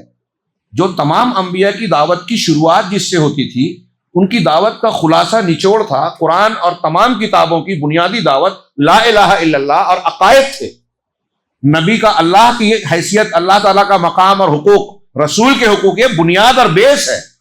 یہی نہیں سمجھتے ہیں، اور جو بتاتا ہے اس کو کہتے ہیں کہ ارے یہ اختلاف پیدا کرتے ہیں، ان کے تعلق سے بدظنی پیدا کرتے ہیں، فروعی مسائل کہتے ہیں. اور نتیجے میں دیکھ لیجئے جو تحریکی حضرات ہیں، اخوانی ہیں، دین دین دین دین کرتے ہیں، سعودی عرب کو ہر وقت گالی دیتے ہیں، ایک تقریر ان کی برائی وغیرہ پوری نہیں ہوتی، لیکن ان کو پتہ ہی نہیں ہے توحید کیا ہے. اور تائید کرتے ہیں، ولا اور برا کی بنیادیں نہیں معلوم ہے. شیعوں کی تائید کرتے ہیں، روافض کی تائید کرتے ہیں، دشمنوں کے یہود کے اعلی کار بنتے ہیں. اور ان کے بڑے بڑے عالمی منظر پر دیکھیے، ہمیشہ جب کوئی جو جھگڑا ہوتا ہے نا تو یہ اس کا ساتھ دیتے ہیں جو غلط ہوتا ہے. میں نے اس سے پہلے بیان کیا، تقریریں کی ہیں اس پہ، ہاں، اور ہوائی بات نہیں کر رہا ہوں. تو اس کو سنجیدگی سے سمجھے، یہ نہیں سمجھے مجھ پر ٹرول کر دیے، ارے یہ ایسے ہیں اور ویسے ہیں، ایجنٹ ہیں. یہ میری باتوں پر غور کیجئے، دلیلوں پر غور کیجئے، تحقیق کیجئے کہ نبی کی دعوت کے مطابق کیا ان کی دعوت ہے، مسلمانوں کو فائدہ زیادہ پہنچا رہا ہے یا نقصان. عقیدے اور منہج، اسلام کے ولا اور برا کے جو قرآن و حدیث کے اصول ہے، کیا یہ پائے جاتے ہیں؟ ان کے یہاں خارجیت ہے، ان کے یہاں باطنیت ہے، ان کے یہاں رافضیت ہے. اور دعوت دینے کا چسکا، انہیں ڈھونگ. اور کس کا رد کرتے ہیں؟ اہل حق کا رد کرتے ہیں، اہل باطل کی تائید کرتے ہیں. یہ اقامت دین کا کام نہیں ہو سکتا، بلکہ دین کو کمزور کرنے والے لوگ ہیں دین کی خدمت کے نام پر. تو پہلی چیز عقیدہ. جو ایمان لائے، ایمان میں بہت ساری تفصیلات ہیں، اور میں نے عرض کیا یہ جو میں نے دو چار مثال، یہ بہت لمبا وقت نہیں ہوتا، تھوڑی سی باتیں جو کی ہیں، پیش کی ہیں، اس سے آپ اندازہ لگا سکتے ہیں کہ ایمانیات. رسول کا مقام کیا ہے؟ صرف اب اللہ کی توحید کی بات چلو ہم کرتے ہیں وہ تو سب سے بڑی بنیاد ہے۔ سیکنڈ نمبر پہ رسول کی بات۔ مسلمانوں میں کتنے طبقات ہیں، رسول پر ایمان اور محبت سب دعویٰ کرتے ہیں، لیکن کوئی رسول کو رسول کے مقام سے بڑھا رہا ہے۔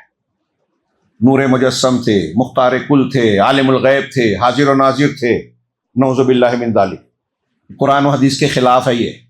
اگر ہم رد کر رہے ہیں تو رسول کی گستاخی نہیں ہے، آپ یہ کہہ رہے ہیں تو آپ اللہ کی شان میں گستاخی کر رہے ہیں۔ رسول کو اللہ سے ملا دیا کچھ لوگوں نے، کچھ لوگ رسول کو رسول کا مقام نہیں دیتے۔ سنت موجود ہے، رسول کی تعلیم موجود ہے، اصول موجود ہے، تو وہ قبول کرتے ہیں اپنے صوفیوں کے پیر صاحب کے امام کی بات۔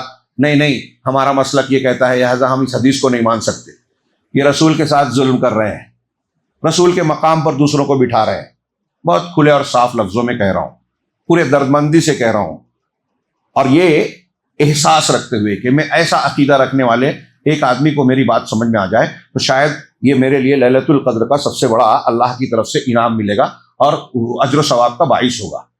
گالیاں دینے والے گالیاں دیں گے، انشاءاللہ وہ بھی اجر و ثواب کا باعث بنے گی، کیونکہ اللہ گواہ ہے کہ یہ باتیں میرے فائدے کے لیے، میری ذات کے لیے، جماعتی تعصب کی بنیاد پہ نہیں بلکہ دین کی ذمہ داری کی بنیاد پر میں عرض کر رہا ہوں، اور قرآن کے حوالے سے کہہ رہا ہوں، اللہ کی کتاب میں۔ اور کل میں نے بتایا تھا کہ قرآن کے معنی اور مطالب میں اگر کوئی شخص اللہ کے کلام کے بارے میں اپنی طرف سے کچھ کہتا ہے تو چھوٹا موٹا گناہ نہیں ہے۔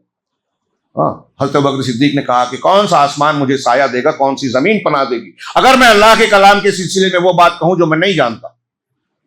اللہ ہمیں اس غلطی سے ایسے عمل سے بچائے۔ بہرحال یہ پہلی صفت بتائی کہ سب سے پہلے عقیدہ درست ہونا چاہیے اقامت دین کے لیے، اور یہ وہ درست کرے گا جو عقیدے کی اہمیت سمجھے گا۔ آج لوگ عقیدے کو کہتے ہیں اس کی ضرورت نہیں ہے، کتنی جہالت ہے، آپ اندازہ لگائیے۔ میں کئی مثالیں دے سکتا ہوں، ایک مثال ابھی پھر سے ذہن میں آ رہی ہے، میں نے کئی مرتبہ بیان کی ہے کہ ابھی G20 کا جب پروگرام ہوا تھا اس وقت تو جو مختلف ممالک کے سربراہان آئے تھے، تو جتنے مسلم ممالک کے سربراہ آئے سب پہلے گاندھی دھام گئے، وہاں حاضری تھی، جیسا کہ یہاں کا انڈیا کا پروٹوکول ہے گورنمنٹ کا۔ لیکن محمد بن سلمان اور ان کے ساتھ غالباً بحرین کے یا کوئی امیر تھے، وہ دونوں آئے تو وہاں نہیں گئے انڈین پروٹوکول کے خلاف۔ اس کے مقابلے میں کسی تصویر میں یہ آ گیا کہ کسی لیڈی سربراہ سے لوگ مسافہ کر رہے تھے تو محمد بن سلمان نے بھی مسافہ کر لیا۔ تو ایک صاحب کامنٹ کرتے ہوئے لکھتے ہیں، ایک نوجوان، مجھے بڑی حیرت ہوئی، اور یہ ہندوستان میں دین کی غربت، اجنبیت اور دین سے جہالت کا ایک بہت بڑا ثبوت ہے میری نظر میں، آپ مانے نہ مانے۔ اس نے کہا کہ محمد بن سلمان گاندھی دھام چلے جاتے، یہ چل جاتا، لیکن اس عورت سے مسافہ نہیں کرنا تھا۔ بتائیے کون سا بڑا گناہ سمجھ رہا ہے وہ؟ عقیدے کو انہوں نے جانا ہی نہیں ہے۔ ایک بات پھر سے اس کے جواب میں عرض کروں، عقیدہ اگر آپ کا صحیح ہے تو اللہ تعالیٰ عمل کی، اخلاق کی گناہوں کو معاف کر دے گا، کر سکتا ہے، نیکیاں قبول کرے گا، عقیدہ صحیح ہے تو۔ اور اگر عقیدہ آپ کا غلط ہے، آپ کا عمل بہت اچھا ہے، 5 7 8 20 25 مرتبہ بہت کہہ لیجیے، بہت اچھا عمل ہے آپ کا، لیکن عقیدہ اگر صحیح نہیں ہے تو آپ کا کوئی ایک عمل بھی قبول نہیں ہوگا اگر توحید صحیح نہیں ہے۔ جمعہ کے خطبے میں بار بار آپ آیت سنیں، اور سورہ زمر میں جو پیچھے گزری اس میں ہے لئن اشرکت لیحبطن، کل پڑھی گئی کہ اگر آپ شرک کریں گے تو اے رسول آپ کے عمل برباد۔ رسول کا کتنا اچھا عمل تھا، رسول سے اچھا عمل یا رسول کے جیسا عمل یا رسول کے آس پاس کوئی عمل ہم کر سکتے ہیں کیا؟ اللہ ان سے کہہ رہا ہے تو ہم کیا ہیں؟ ان سے کہہ رہا ہے کہ شرک کریں گے تو ساری رسالت والے کام بھی جو ہے ضائع ہو جائے گے۔ اللہ کے رسول کی طرف سے ناممکن تھا، لیکن اللہ تعالیٰ نے ہم کو سمجھایا ہے، اور یہ سمجھ نہیں رہا ہے، وہ شخص کہہ رہا ہے مسافہ کر لیتا، نہیں کرتا، شرکیہ چیز کی تائید کر دیتا، چل جاتا۔ آج ایسا ہی ہوتا ہے۔ توحید اور شرک کے معاملے کو بھی ہمارے یہاں کچھ لوگ فروعی مسئلہ کہتے ہیں، بنیادی مسئلے کو اللہ کے رسول کی اتباع، اور بدعت کے رد کو کچھ سے کہتے ہیں کہ بدعت کو رد مت کرو، فروعی مسئلہ، یہ فروعی نہیں ہے۔ جہاں اجتہاد کی گنجائش ہے، استنباطی خطا ہو سکتی ہے، آپ کے پاس بھی دلیل ہے، میرے پاس بھی، وہاں اس اختلاف کی گنجائش ہے، اصولوں میں نہیں ہے۔ اصولوں میں اس اختلاف کی گنجائش، اصولوں میں جب کوئی اختلاف کرے گا، قرآن حدیث کے اصول سے ہٹ جائے گا، اسی سے فرقہ بنتا ہے، اسی سے گمراہی آتی ہے، اسی سے صراط مستقیم سے علیحدگی اور انحراف ہوتا ہے۔ اچھی طرح دماغ میں سمجھائیے، یہ ہمارے دین پر چلنے کی بنیاد ہے۔ پہلا قدم یہ ہونا چاہیے کہ ہم جس گاڑی میں سفر کرنے کے لیے چڑھ رہے ہیں وہ جنت میں کی طرف جا رہی ہے، کسی اور طرف جا رہی ہے، یہ پہلا سبق سیکھنا چاہیے۔ تو پہلا سبق یہ ہے کہ عقیدہ درست کیا جائے. یہاں جتنے لوگ ہیں مسجد میں، جتنے کام کرنے والے نوجوانان ہیں، اگر یہاں موجود ہیں اور نہیں ہیں تو سن لیں کہ آپ یہ جو خدمات انجام دے رہے ہیں بہت اچھی بات ہے، اللہ قبول فرمائے، مزید برکت اور حوصلہ دے، لیکن اس کے ساتھ ساتھ آپ پوری طاقت صرف کریں. کوئی زیادہ محنت کی ضرورت نہیں ہے کہ ہم صحیح عقیدہ پہلے سیکھیں، اس پر توجہ مرکوز کریں. عقیدہ ہوگا یعنی ایمان، صحیح ایمان، اور پھر جب یہ عقیدہ صحیح ہوگا تو اللہ نے کہا وَعَلَىٰ رَبِّهِمْ يَتَوَكَّلُونَ، اور وہ اپنے پروردگار پر ہی توکل کرتے ہیں. ہاں، یہ دوسری پہلی صفت ہوئی اقامت دین کا فریضہ انجام دینے والوں کی. دوسری صفت ہے اجتناب المعاصی. اجتناب المعاصی، گناہوں سے بچنا. ضروری ہے کہ ہم اپنی طاقت کے مطابق، اس کا یہ مطلب نہیں ہے کہ کوئی انسان فرشتہ ہو جائے، یہ توقع کسی سے نہیں کی جا سکتی. کوئی عالم ہو، فاضل ہو، آپ ہو، ہم ہو، اگر گناہوں سے پاک ہو گئے تو فرشتہ ہو جائیں گے. اللہ نے انسان بنایا ہے، غلطیاں ہوگی، لیکن ہماری کوشش ہونی چاہیے بچیں، اور غلطی ہو جائے تو توبہ کریں، اصلاح کریں فوراً. کہا والذین یجتنبون الکبائر والذین یجتنبون کبائر الاسم والفواحش، کہ یہ ایمان والے، اقامت دین والے وہ لوگ ہیں جو کبیرہ بڑے گناہوں سے اور فواحش سے، کبائر گناہ جو بڑے بڑے گناہ ہیں. اس سے پتہ چلا کہ گناہ کبیرہ گناہ صغیرہ کی تقسیم قرآن سے ہے، علماء نے نہیں کی، قرآن سے ہی اس کی تعلیم ملتی ہے. تو جو بڑے گناہ کرتے ہیں، اس کا مطلب چھوٹے موٹے سرزد ہو سکتے ہیں اور ہوتے ہیں ہم سے. ہم غفلت کا برتتے ہیں، کئی مرتبہ بیٹھے بیٹھے ہنسی مذاق کر لیتے ہیں، وہ مباح ضرور ہے، لیکن ایک طریقے سے وہ بھی تو غفلت ہی ہے کہ آپ اتنی دیر میں سبحان اللہ الحمدللہ کئی مرتبہ کہہ سکتے تھے لیکن مذاق کر رہے ہیں. ہم میں سے سب سے ہوتی ہے یہ غلطی. تو کہا کہ جو لوگ کبیرہ گناہوں سے بچتے ہیں، والفواحش، اور بے حیائیوں سے بچتے ہیں، یہ ایک صفت. دوسری صفت التحلی بالاخلاق الطیبہ خاصۃ العفو، کہ اچھے اخلاق سے آراستہ ہونا. کہ داعی کا اور اقامت دین کا فریضہ انجام دینے والوں کا ایک وصف یہ ہونا چاہیے کہ وہ اچھے اخلاق سے آراستہ ہوں. خاص طور سے معاف کر دینا بہت اہمیت کی حامل ہے. اجتماعی سماجی تعلقات میں آپ کسی سے محبت کرتے ہیں، آپ کسی کے ساتھ کام کرتے ہیں، آپ کا وہ کلیگ ہے آفس میں، گھر میں آپ کا بھائی ہے، آپ کا رشتہ دار ہے، اور کوئی ہے، اس طرح کے جو تعلقات ہیں ان میں یہ بھی یقینی بات ہے. اور جو جتنا قریب ہے، جیسے مثال کے طور پہ ایک آدمی ہے، اس کی بیوی ہے، اس کا شوہر ہے، فطری بات ہے، انسان ہے، کبھی غلطی ہوگی. ہاں، ایک بھائی پر کوئی ٹائم غصہ ہو گیا، والد کو کسی ظاہری چیز پر بیٹے پر غصہ آ گیا، پوری طرح تحقیق نہیں کیا اور تماچا مار دیا. بیٹے کو لگتا ہے کہ میں نے جو مارنے کے لائق کوئی کام کیا ہی نہیں اور ابا نے مار دیا. تو اب غور کرے، وہ بھی انسان ہے، خطا ہو سکتی ہے، اور آپ کا مقام اور اس کی حیثیت کیا ہے، اللہ نے کیا مقرر کیا، پلٹ کے آپ اف نہیں کہہ سکتے. اور میاں بیوی میں اگر اس طرح کا رویہ ہے کہ اس سے غلطی ہو گئی، غصہ آیا لیکن آپ نے معاف کر دیا، اس سے تعلقات اور محبتیں قائم رہتی ہیں، اللہ کی برکت ملتی ہے.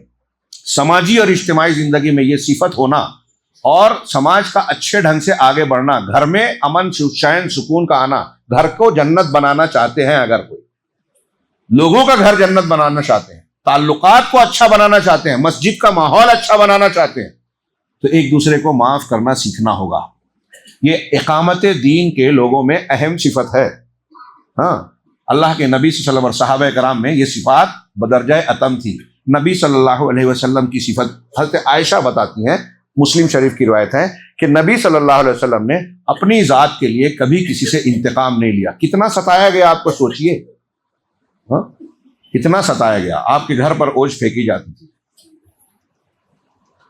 دروازے کے باہر کانٹے بچھائے جاتے تھے، کھانا پک رہا ہے گندگی پھینک دی گئی، عبادت کر رہے ہیں گندگی ڈال دی گئی.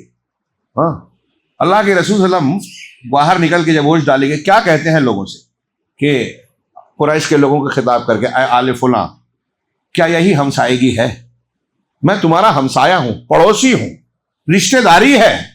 اسی سورہ مبارکہ میں کہا قل لا اسألکم علیہ اجرا، میں جو دعوت و تبلیغ کا کام کر رہا ہوں اس پہ کوئی اجرت نہیں چاہتا تم سے، الا المودۃ فی القربى.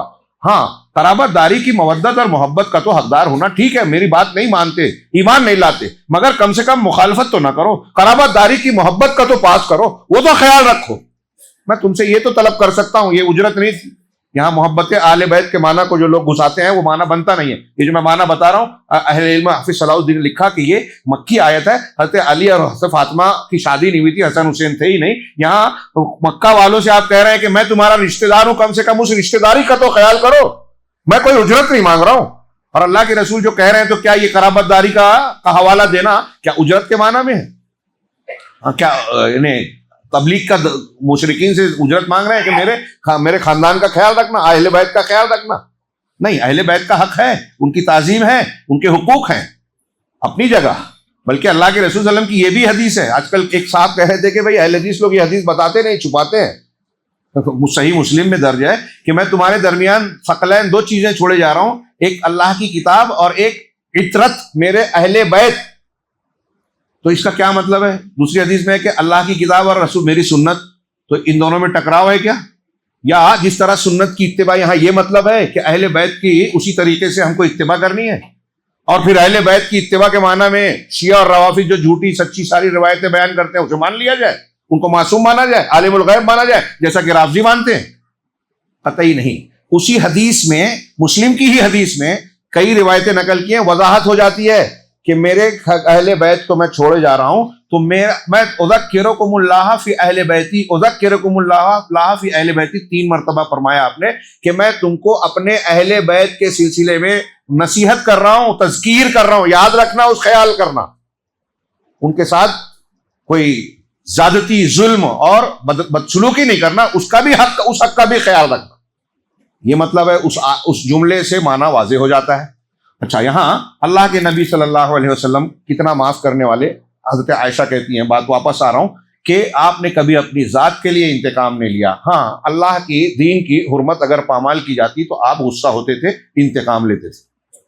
ہاں، ہمارا معاملہ الٹا ہے، بالکل الٹا. آپ غور کیجئے تھوڑی دیر کے لیے، اگر آپ کئی مرتبہ سن چکے ہیں، پھر سے ایک مرتبہ اپنے آپ میں، دوسروں میں نہیں، جائزہ لیجیے کہ ہم کو اگر کوئی نقصان پہنچاتا ہے، کوئی کسی نے مجھے گالی دے دی، کسی نے میرے گھر کو، میرے ابا کو، میرے کسی اور کو، خاندان کو برا بھلا کہہ دیا، یا اس طرح کا کوئی اور سماجی خاندانی اختلاف ہو گیا، تو میں اسے زندگی بھر معاف نہیں کروں گا. ایک دم غصہ، بیچ میں لوگ سمجھا رہے ہیں، قرآن حدیث بتا رہے ہیں، ٹھیک ہے قرآن حدیث اپنی جگہ، لیکن وہ ایسا میں نہیں مانتا.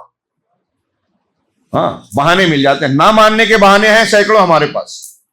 صحابہ کرام کے سامنے قرآن حدیث آ گیا، فوراً سر ابھی پڑھے تھے ہم نے واقعہ، حضرت ابوبکر صدیق کے پاس قرآن کی آیت آئی کہ قسم کھا لی تھی مستہ کو اب نہیں دوں گا، میری بیٹی پر الزام لگانے والوں میں شامل ہے حضرت عائشہ پر.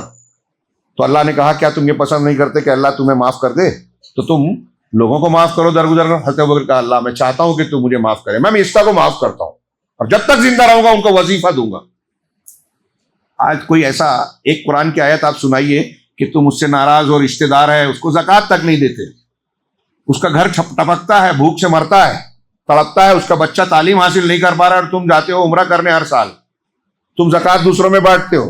ہاں، وہ نالائق ہے، میرے ساتھ فلاں سال میں ایسا کیا تھا. ہاں، 1857 میں اس کے پردادا نے میرے پردادا کو جو ہے گالی دی تھی، اس لیے میں نے دیتا، نہیں معاف کروں گا. میرے دادا نے، اس کے دادا نے. ایسا چل رہا ہے ہمارے یہاں. کتنی عجیب سی بات ہے. اللہ کے رسول صلی اللہ علیہ وسلم اپنے لیے انتقام ہے. اب یہ چیز ہمارے یہاں ہے، اپنے لیے ہم اتنے ناراض ہوتے ہیں، لیکن ہمارے سامنے شرک کیا جاتا ہے، جو بدعتوں کا ارتکاب ہو رہا ہے، پیشانی پر بل نہیں آتا. ارے ان کا مسئلہ کہنا، کیوں ہم پھٹے میں ٹانگ ڈالیں، کیوں جھنجٹ میں پڑے، اختلاف تفریقہ پیدا کریں. ہاں، یہ بھی صحیح اور وہ بھی صحیح، ان کا جذبہ دیکھو. ہاں، تو صحیح کام کر رہے ہیں نا. تو شرک اور بدعت پر ہمیں غصہ ہی نہیں آتا، برا ہی نہیں لگتا. اور کوئی آپ کو برا بول دے، یعنی اللہ اور اللہ کے دین کو، رسول کی تعلیم کو کوئی مسخ کرے تو آپ پر فرق نہیں پڑ رہا ہے. ایسا ایمان ہے. نبی صلی اللہ علیہ وسلم اپنے لیے انتقام نہیں لیتے تھے، دین کے لیے لیتے تھے. اور ہم دین کے لیے نہیں لیتے، اپنے لیے لیتے. کتنا فرق ہے. اقامت دین والوں کو یہ صفت پیدا کرنا ہوگی جو رسول اللہ صلی اللہ علیہ وسلم اور صحابہ کرام میں تھی. اللہ نے اسی آیت کریمہ میں کہا وَإِذَا مَا غَضِبُوا هُمْ يَغْفِرُونَ، اور جب وہ غضبناک ہو جاتے ہیں، جب وہ غصہ ہو جاتے ہیں تو وہ معاف کر دیتے ہیں، بخش دیتے ہیں، معاف کر دیتے ہیں. اقامت دین والوں کی صفت. کئی واقعات دماغ میں آ رہے ہیں لیکن میں اسے چھوڑ کے آگے بڑھتا ہوں. اگلا نقطہ اسی آیت کے حوالے سے کہا، اگلی آیت کے حوالے سے، کہ اللہ تعالیٰ کی باتوں کو، احکامات کو قبول کرنا اور اللہ کے حکم پر جمے رہنا، اقامت دین والوں کی یہ صفت ہوتی ہے۔ آگے کی آیت ہے والذین استجابوا لربہم واقاموا الصلاۃ وامرہم شوری بینہم ومما رزقناہم ینفقون، کہ یہ وہ لوگ ہیں جو اپنے پروردگار کی باتوں کو، اس کے احکامات کو قبول کرتے ہیں، مانتے ہیں اور نماز قائم کرتے ہیں، اللہ کی باتوں پر سر جھکاتے ہیں، قرآن حدیث میں جو بھی آیا مان لیتے ہیں، نماز قائم کرتے ہیں، اور ان کے معاملات باہم مشورے سے طے ہوتے ہیں۔ امرہم، ان کے معاملہ شورا بینہم، باہمی مشوروں سے طے ہوتا ہے۔ ومما رزقناہم ینفقون، اور جو کچھ ہم نے ان کو عطا کیا ہے وہ اس میں سے خرچ کرتے ہیں۔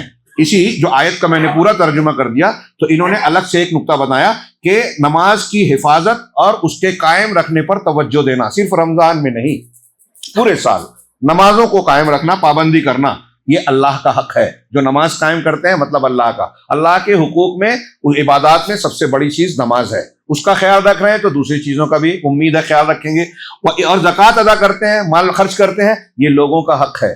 جب زکوٰۃ اور دیتے ہیں تو اس کا مطلب بندوں کے دوسرے حقوق کا بھی خیال رکھتے ہیں، یعنی بنیادی طور سے ان کے ذہن و دماغ میں، ان کے عمل و کردار میں اللہ کے حقوق کی ادائیگی اور بندوں کے حقوق کی ادائیگی کا بھرپور جذبہ ہوتا ہے، اپنی طاقت کے مطابق کوشش کرتے ہیں کہ اسے ادا کریں۔ اسی طریقے سے اس میں چوتھی صفت یہ بتائی کہ ان کے معاملات آپس میں مشورے سے ہوتے ہیں، اور آیت نمبر 38 میں یہ ہے جو میں نے ابھی ترجمہ کیا۔ آیت نمبر 39 ہے جو یہاں بیان نہیں کی گئی، والذین اذا اصابهم البغی هم ينتصرون، اور جب انہیں کوئی ظلم و زیادتی لاحق ہوتی ہے تو پھر وہ اس کا بدلہ لیتے ہیں، یعنی طاقت قوت ہو تو ظلم کا دفاع کرنے کی بھی کوشش کرتے ہیں۔ اس کا یہ مطلب نہیں کہ کوئی ظلم کر رہا ہے تو بس یوں ہی سہتے چلے جاتے ہیں۔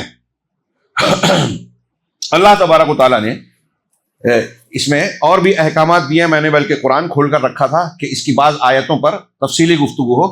ایک آیت مثال کے طور پہ یہ تھی کہ اللہ تعالیٰ نے فرمایا وَإِنَّ الَّذِينَ أُورِثُوا الْكِتَابَ مِن بَعْدِهِمْ لَفِي شَكٍّ مِّنْهُ مُرِيبٍ، کہ جن کو ان کے بعد کتاب کا وارث بنایا گیا وہ الجھن میں ڈالنے والے شک میں ہے۔ الجھن میں، اب اس میں اہل کتاب مراد ہوں یا مشرکین مکہ، اہل کتاب ہوں تو یہود توریت انجیل الکتاب سے مراد ہوگی، اور مشرکین مکہ ہوں تو اس سے مراد قرآن ہوگا۔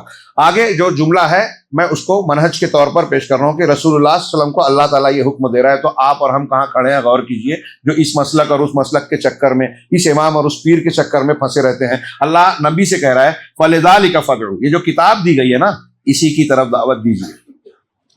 بائنڈنگ ہے، دعوت قرآن سے ہونا چاہیے، فیشن چلا ہے، گیتا اور توریت اور اس کے اشلوک کچھ لوگ پڑھ کے دعوت دیتے ہیں رٹ وٹ کے، سنسکرت آئے نہ آئے تو لوگ اس کو بہت پسند کرتے ہیں۔ نبی کا طریقہ ہے قرآن پڑھ کے دعوت دینا، ضرورت پڑے گی تو ہم ان کا رد کرنے، مناظرہ کرنے میں وہ چیزیں پیش کریں گے، الگ بات، لیکن دعوت کے اسلوب یہ ہے، اسی کی دعوت دیجیے۔ وَاسْتَقِمْ كَمَا أُمِرْتَ، اور آپ کو جیسا حکم دیا گیا ہے اسی پر جمے رہیے۔ نبی کو بائنڈنگ کی جا رہی ہے، جو دین دیا گیا اس سے نہیں ہٹنا، اور ہم ادھر ادھر جا رہے ہیں، چلے گا؟ اور اس کو کوئی یہ بولے کہ کوئی بات نہیں، اللہ تعالیٰ کہہ رہا ہے نہیں بات ہے، ادھر ادھر جاؤ گے تو اللہ تعالیٰ تم کو پکڑ لے گا، سورہ ڈبل عذاب دے گا، رسول اللہ صلی اللہ علیہ وسلم سے کہا گیا سورہ بنی اسرائیل میں۔ ادھر ادھر نہیں جانا، یہ مسلک اور وہ مسلک نہیں اختیار کرنا، اس کو یہ اچھا لگ رہا ہے تو چلے گا، اس کو وہ اچھا یہ گمراہی ہے۔ ایک ہی راستہ ہے جنت کا، میرے اور میرے صحابہ کا، اللہ کے رسول نے فرمایا۔ اور یہاں کہا وَاسْتَقِمْ كَمَا أُمِرْتَ، ویسے ہی جمے رہو جیسے کہ حکم دیا گیا۔ وَلَا تَتَّبِعْ أَهْوَاءَهُمْ، اور ان کی خواہشات کے پیچھے مت کرو، اس کی پیروی مت کرو کہ یہ انہوں نے بت بنا لیے، انہوں نے اصول بنا لیے، اب کہہ رہے ہیں کہ ہاں ہاں ٹھیک ہے عید ملن کا پروگرام ہو رہا ہے تو آپ اپنی تھوڑی سی بات کر رہے ہیں، وہ اپنی بات کر رہے ہیں جو قرآن حدیث کے خلاف ہے، اور آپ چپکے سے سن لے رہے ہیں، تو ان کی خواہشات کی پیروی کرو گے؟ نہیں، ان کی خواہشات کی پیروی مت کیجیے۔ وَقُلْ آمَنْتُ بِمَا أَنزَلَ اللَّهُ مِنْ کتاب، اور یہ کہیے، اعلان کر دیجیے کہ اللہ نے جو بھی کتاب نازل کی ہے میں سب پر ایمان لایا۔ وَأُمِرْتُ لِأَعْدِلَ بَيْنَكُمْ، یہ پوری تفصیل کا تقاضا کرتی ہے۔ اب مجھے یاد پڑتا ہے کہ میں نے ان آیتوں پر جمعہ کا ایک پورا خطبہ دیا ہے، اور وہ بھی ادھورا ہی رہ جاتا ہے، مضمون قرآن کے اتنے گہرے، اتنے وسیع ہیں، اور مجھے حکم دیا گیا ہے کہ میں تمہارے درمیان انصاف کروں، انصاف کی تعلیم دوں، میرے پاس کوئی فیصلہ لینے آتے ہو تو میں انصاف کروں، غیر مسلموں سے بھی انصاف کرنا۔ آج مسلمان میں انصاف نہیں کر رہا ہے۔ ہاں اللہ کے رسول کو یہ حکم دیا گیا، ہاں اللہ ربنا و ربکم، اللہ ہی میرا بھی پروردگار ہے اور تمہارا بھی پروردگار ہے۔ لنا اعمالنا ولکم اعمالکم، ہمارے لیے ہمارے اعمال ہیں، تمہارے لیے تمہارے اعمال۔ اب تمہارے اعمال کس معیار کے ہیں؟ میرا عمل کس بنیاد پر ہے؟ میرا عمل تو اللہ کے حکم کے مطابق ہے، اس کی دی ہوئی شریعت کے مطابق ہے۔ آپ کا کس پر ہے؟ تو یہ تو فیصلہ اللہ کے پاس ہوگا. لا حجت بیننا و بینکم، تمہارے اور ہمارے درمیان کوئی حجت کٹ حجت ہی نہیں ہے. حق واضح ہو چکا ہے، میں نے دلیلیں پیش کی ہے. اب آپ کو نہیں سمجھ میں آ رہا ہے تو ٹھیک ہے، میں اپنے طریقے پہ، آپ اپنے طریقے پہ. یہ دیکھیے کتنی فراخی سے قرآن یہ کہہ رہا ہے اللہ یجمع بیننا، اب اللہ ہی ہمارے درمیان اکٹھا کرے گا قیامت کے دن، سب کو اکٹھا کرے گا. وَإِلَيْهِ الْمَصِيرُ، اور اسی کی طرف لوٹنا ہے. اس سورت کے بعض فوائد ہیں. پہلا فائدہ بیان کرتے ہوئے انہوں نے جو ذکر کیا کہ اس سورہ مبارکہ میں 5 رسولوں کو، جن کو عام طور سے جمہور علماء امت کہتے ہیں کہ رسولوں میں یہ اولو العزم رسول ہے. انبیاء سے اونچا درجہ رسول، رسولوں میں اونچا درجہ اولو العزم میں اونچا درجہ خلیلین میں اونچا درجہ خاتم النبی. یہ ترتیب ہے عقیدے کے اعتبار سے دلیلوں کی بنیاد پر. اس آیت میں اور سورہ احزاب کی ایک آیت میں 5 انبیاء کا نام جن کا لیا گیا ہے. عام طور سے جمہور امت کہتے ہیں کہ یہ اولو العزم رسول ہیں. یہ 5 بہت سے رسول ہیں، ان میں سے یہ اولو العزم جن کا درجہ اللہ نے. اور کیوں ان کو اولو العزم اللہ نے کہا؟ اہل علم نے بیان کیا کہ جس رسول نے دعوت توحید کی اور توحید کے تقاضوں کو جتنا مکمل کیا، غور سے دماغ میں رکھیں کہ جس رسول نے توحید کے تقاضوں کو جتنا پورا کیا اس کا درجہ رسولوں میں اتنا اونچا ہوا. سیدنا ابراہیم کو دیکھیے، بار بار ذکر ہوتا ہے. اللہ کے نبی صلی اللہ علیہ وسلم کو دیکھیے، سب سے اونچا درجہ.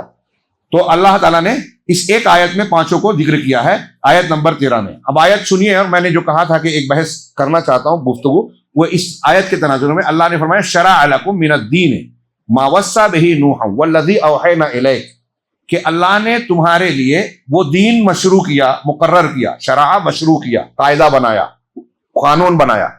تو تمہارے لیے دین مقرر کیا. کون سا دین مقرر کیا؟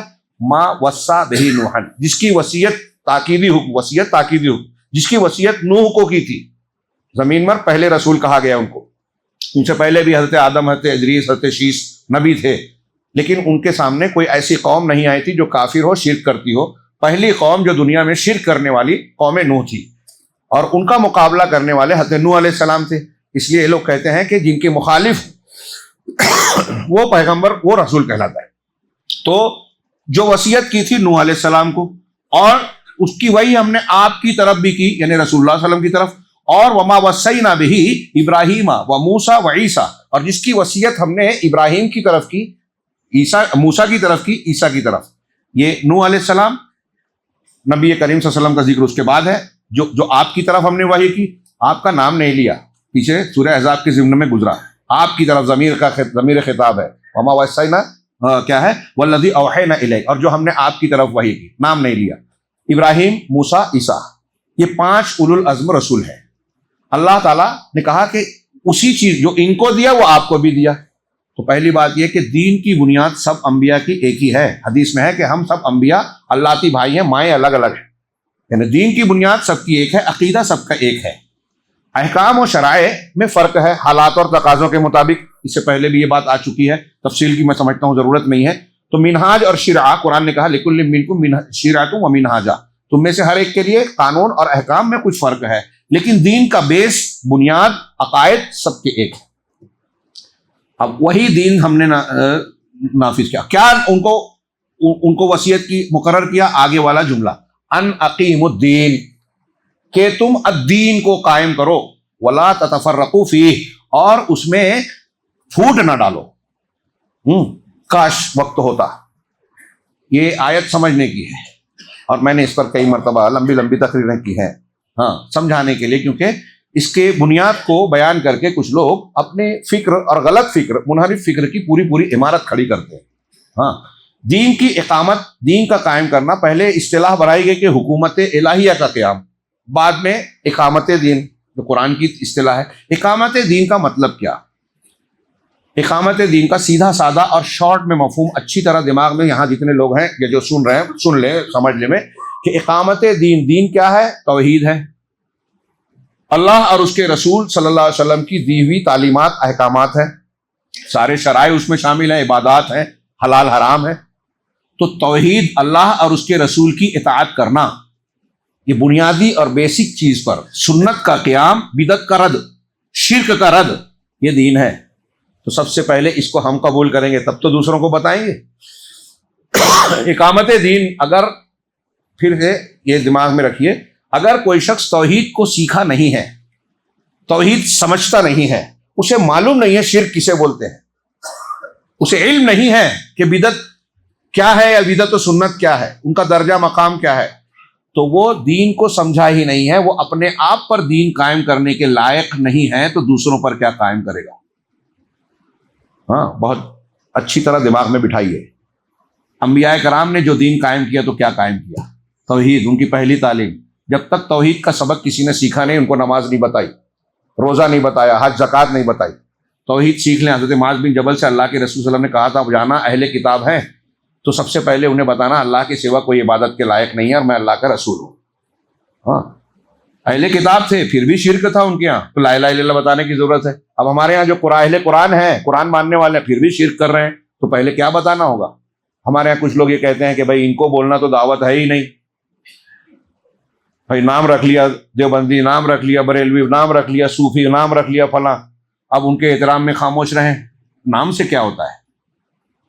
اگر ان کے یہاں وحدت الوجود کا عقیدہ ہے، اگر ان کے ہاں یہ عقیدہ ہے کہ فلاں بزرگ مردوں کو زندہ کر سکتے ہیں، ان کی بات کو قرآن اور حدیث کی طرح مانا جا سکتا ہے، پیر صاحب جو کہہ رہے ہیں دین ہم اسی کو مانیں گے، ہمیں قرآن ماننے کی ضرورت نہیں ہے، حدیث ماننے کی ضرورت نہیں ہے، صوفی صاحب کہہ رہے ہیں کہ بیعت کر رہے ہو سلسلے پہ تو قرآن حدیث کو دماغ سے کھرچ دو، قال اللہ قال رسول نہیں چلے گا، وہاں قال ہے یہاں حال ہے، یہ ان کی باتیں ہیں جو میں نقل کر رہا ہوں۔ قرآن میں تو شرک ہے، توحید تو ہمارے بابا اور ہمارے پیر اور سلسلے کی تعلیم میں نعوذ باللہ نعوذ باللہ۔ کتنی بڑی بڑی گمراہیاں ہیں، اسلام کے نام پر اسلام کی دشمنی ہے یہ۔ تو جو نام کچھ بھی بیان کیا جائے ہم اس کی بات نہیں کرتے، اصول کی بنیاد پر دیکھا جائے تو آج دین کے نام پر بہت سے لوگ بہت سی محنت کر رہے ہیں، لیکن انتہائی افسوس ہوتا ہے کہ قرآن پڑھ رہے ہیں، حدیثیں پڑھ رہے ہیں اور اس بنیادی تعلیم کو نظر انداز کر رہے ہیں جو اللہ نبیوں کو خطاب کر کے کہہ رہا ہے کہ دین قائم کرو۔ وہ الدین، اگر توحید نہیں ہے آپ کے ہاں شرک ہے، اگر سنت کی اتباع کا وہ جذبہ نہیں ہے جو صحابہ کرام میں تھا، جو اللہ اور رسول نے بتایا ہے، تو آپ نے دین کی بنیاد ہی کو نہیں سمجھا، تو آپ اس لائق نہیں ہیں کہ دعوت و تبلیغ کا کام کریں۔ اور ان کو بھی دعوت دینا دعوت ہے، ان کو بھی سکھانا غیر مسلموں کو جیسے دی جاتی ہے۔ اگر کوئی شرک کر رہا ہے، اللہ کے رسول نے معاذ بن جبل سے کہا تھا ان کو توحید سکھانا، جب یہ مان لیں گے تو بتانا اللہ تعالیٰ نے دن رات میں 5 وقت کی نماز فرض کی ہے۔ اس کا مطلب یہ ہوا کہ اگر کوئی لا الہ الا اللہ محمد رسول اللہ نہیں جانتا، نہیں سمجھتا، اس پر ٹھیک سے عمل نہیں کر رہا ہے یا اختیار نہیں کر رہا ہے، تو اس کو نماز نہیں بتائی جائے گی، نماز کی فضیلتیں بتانا بیکار ہے۔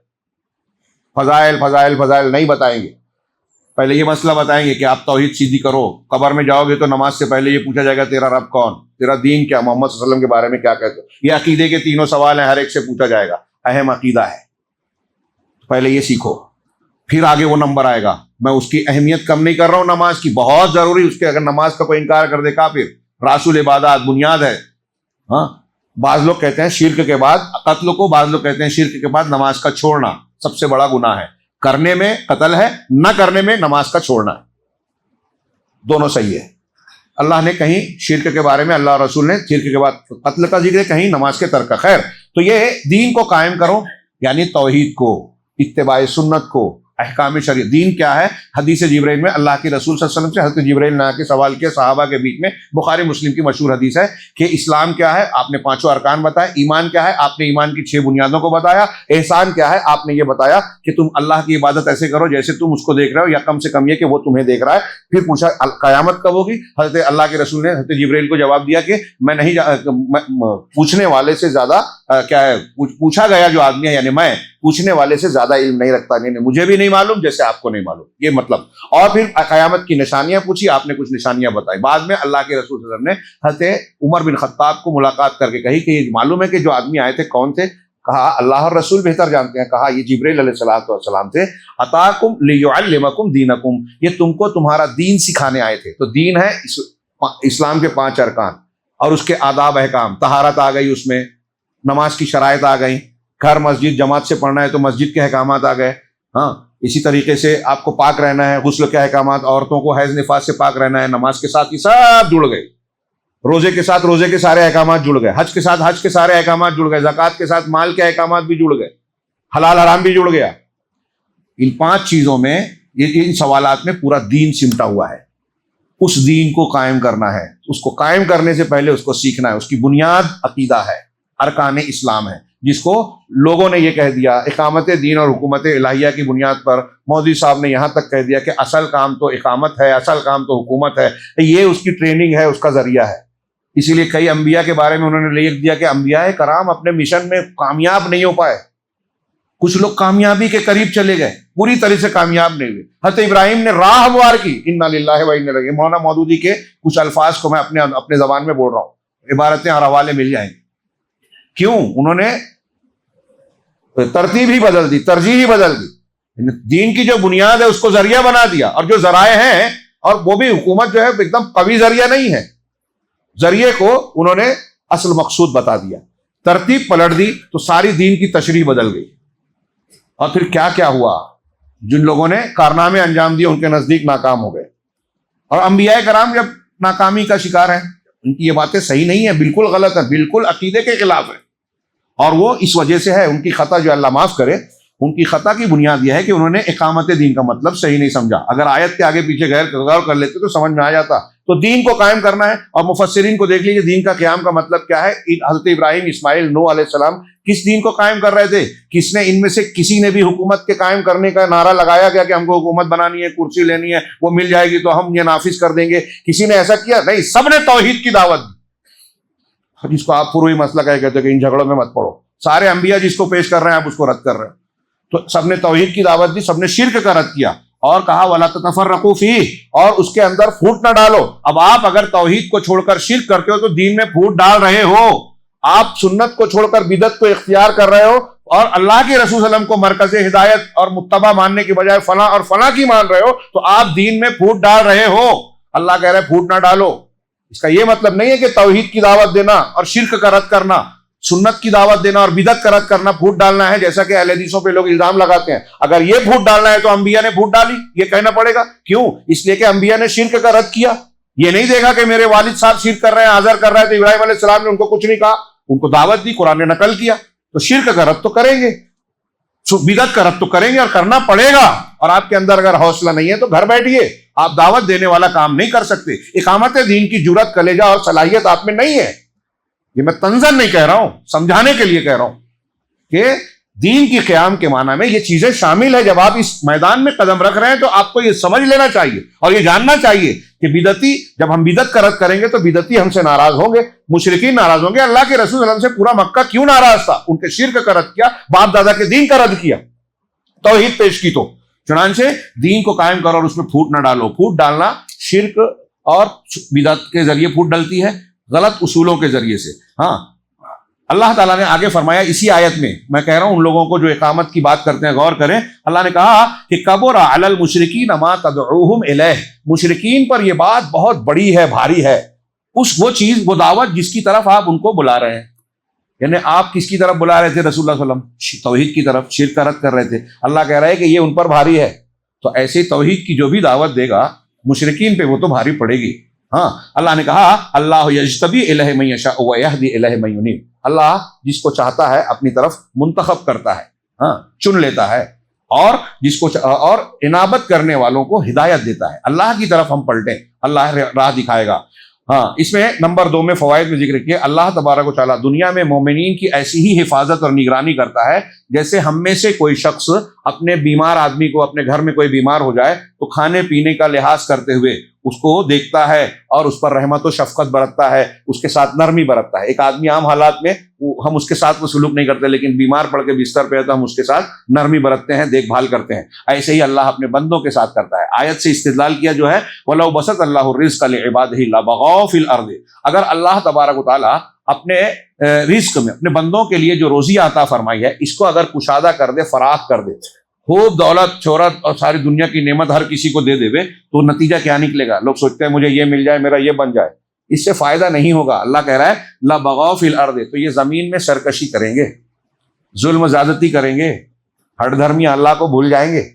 ہاں، اور وَلَٰكِن يُنَزِّلُ بِقَدَرٍ مَّا يَشَاءُ، لیکن اللہ تعالیٰ ایک مقدار اور اندازے کے مطابق ساری روزیاں اور رزق نازل فرماتا ہے جیسا کہ اللہ چاہتا ہے، اور اللہ جو چاہتا ہے وہ حکمت اور اس کے علم کے مطابق ہوتی ہے۔ ہاں، انہ بعبادہ خبیر بصیر، وہ اپنے بندوں کو کا پوری طرح خبر رکھنے والا، اندر باہر کو جاننے والا ہے، بصیر پوری طرح دیکھنے جاننے والا ہے۔ کیوں کہا اللہ نے؟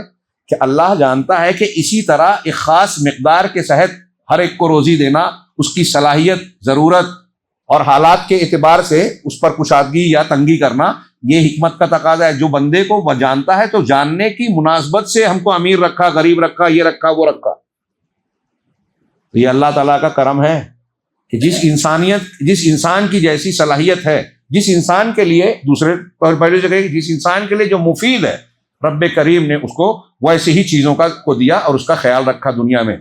آیت نمبر 28 کے حوالے سے انہوں نے بیان کیا کہ کشادگی کے سلسلے میں اللہ کی سنت اور اس کا قاعدہ ہے اور وہ یہ ہے کہ آپ کو کوئی کشادگی، آرام کب ملے گا؟ دنیا میں اللہ کا ایک قاعدہ یہ ہے کہ پہلے مصیبت آئے گی، ابتلا و آزمائش، امتحان سے گزرنا پڑے گا، اپنے آپ کو پکا سچا ثابت کرنا پڑے گا۔ دنیا میں بھی میں نے اس سے پہلے بھی کہا کہ آپ اپنے آپ کو جب تک منواتے نہیں ہیں، کوئی آپ کی صلاحیت کو، سرداری کو قبول نہیں کرتا دل سے۔ تو اللہ کا یہ قاعدہ ہے کہ بلا کی جتنی شدت اور تکلیف جتنی آپ جھیلیں گے، آپ کو اتنا مقام ملے گا۔ قرآن کی آیت ہے وَهُوَ الَّذِي يُنَزِّلُ الْغَيْثَ مِن بَعْدِ مَا قَنَطُوا وَيَنشُرُ رَحْمَتَهُ وَهُوَ الْوَلِيُّ الْحَمِيدُ، کہ اللہ ہی ہے جو بارش کو نازل کرتا ہے۔ کب نازل کرتا ہے؟ بعد ما قنطوا، اس کے بعد کہ جب لوگ مایوس ہو جاتے ہیں، ارے خشک سالی ہے، کھیتیاں سوکھ گئی ہیں، فصل نہیں آ رہی ہے، جانور پیاسے ہیں، پانی کی قلت ہے۔ اب جب تکلیف شدت کی ہو جاتی ہے اور لوگوں میں مایوسی کی کیفیت آ جاتی ہے، اس کے بعد اللہ بارش برساتا ہے۔ مطلب مصیبت جیسے ہی آئے اور آپ دعا کریں فوراً آپ کی مصیبت دور ہو جائے، ایسا نہیں ہوگا۔ اللہ کا قاعدہ یہ ہے کہ پہلے مصیبتوں کی چکی میں پس کر آپ کو جانچ رہا ہے کہ آپ کیا کہتے ہو، کیا کرتے ہو، ایمان پر رہتے ہو یا شکوے شکایت کرتے ہو۔ تو اللہ تعالیٰ یہ کرتا ہے وَيَنشُرُ رَحْمَتَهُ، اور اپنی رحمت کو اللہ پھیلاتا ہے، اور وہ وَهُوَ الْوَلِيُّ الْحَمِيدُ، وہ کارساز ہے اور قابل تعریف ہے، حمید حمد کے لائق ہے، ساری خوبیاں اس کے اندر ہے۔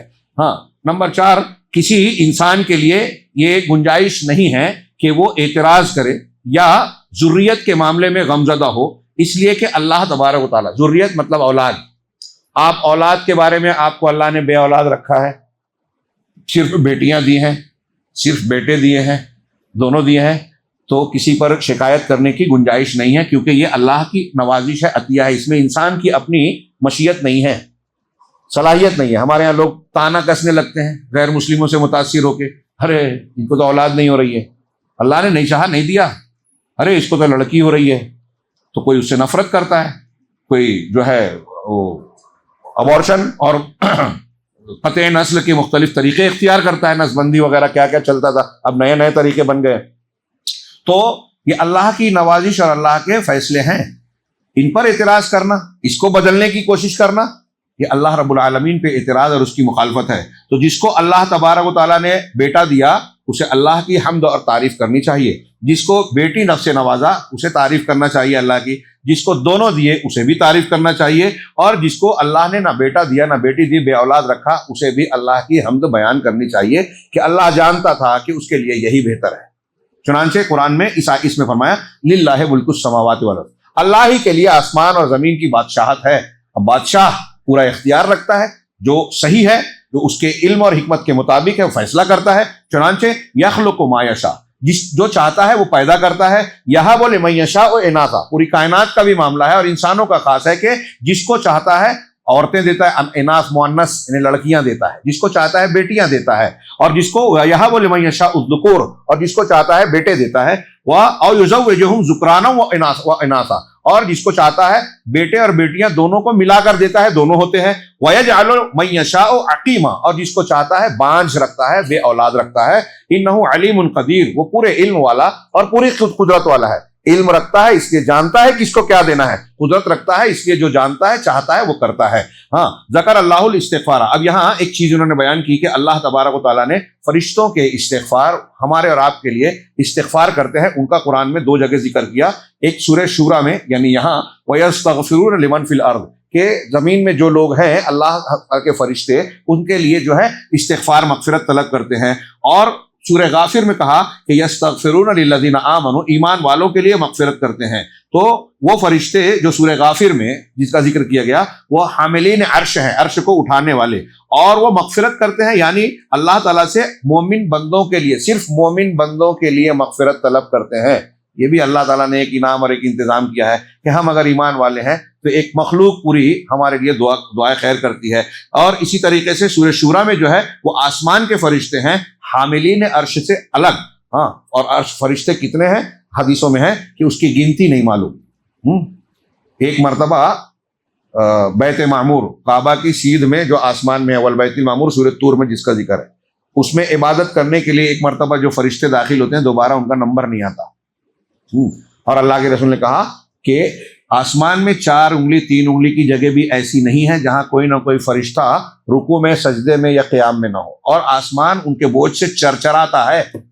اتنی تعداد ہے، ان کی تعداد اللہ ہی جانتا ہے. بہرحال ہاں، تو ملائکہ سما ہے نہ کہ حاملین عرش. یہ تمام اہل ارض کے لیے دعا کرتے ہیں، یعنی وہ مومنوں کے لیے بھی کرتے ہیں، کافروں کے لیے بھی کرتے ہیں. اور یہاں استغفار کا مطلب کیا ہے؟ کافروں کے لیے کون سا استغفار کرتے ہیں؟ تو کہا ان کے لیے رزق طلب کرتے ہیں اور ان کے لیے کشادگی طلب کرتے ہیں. یہ امام قرطبی کی شرح ہے.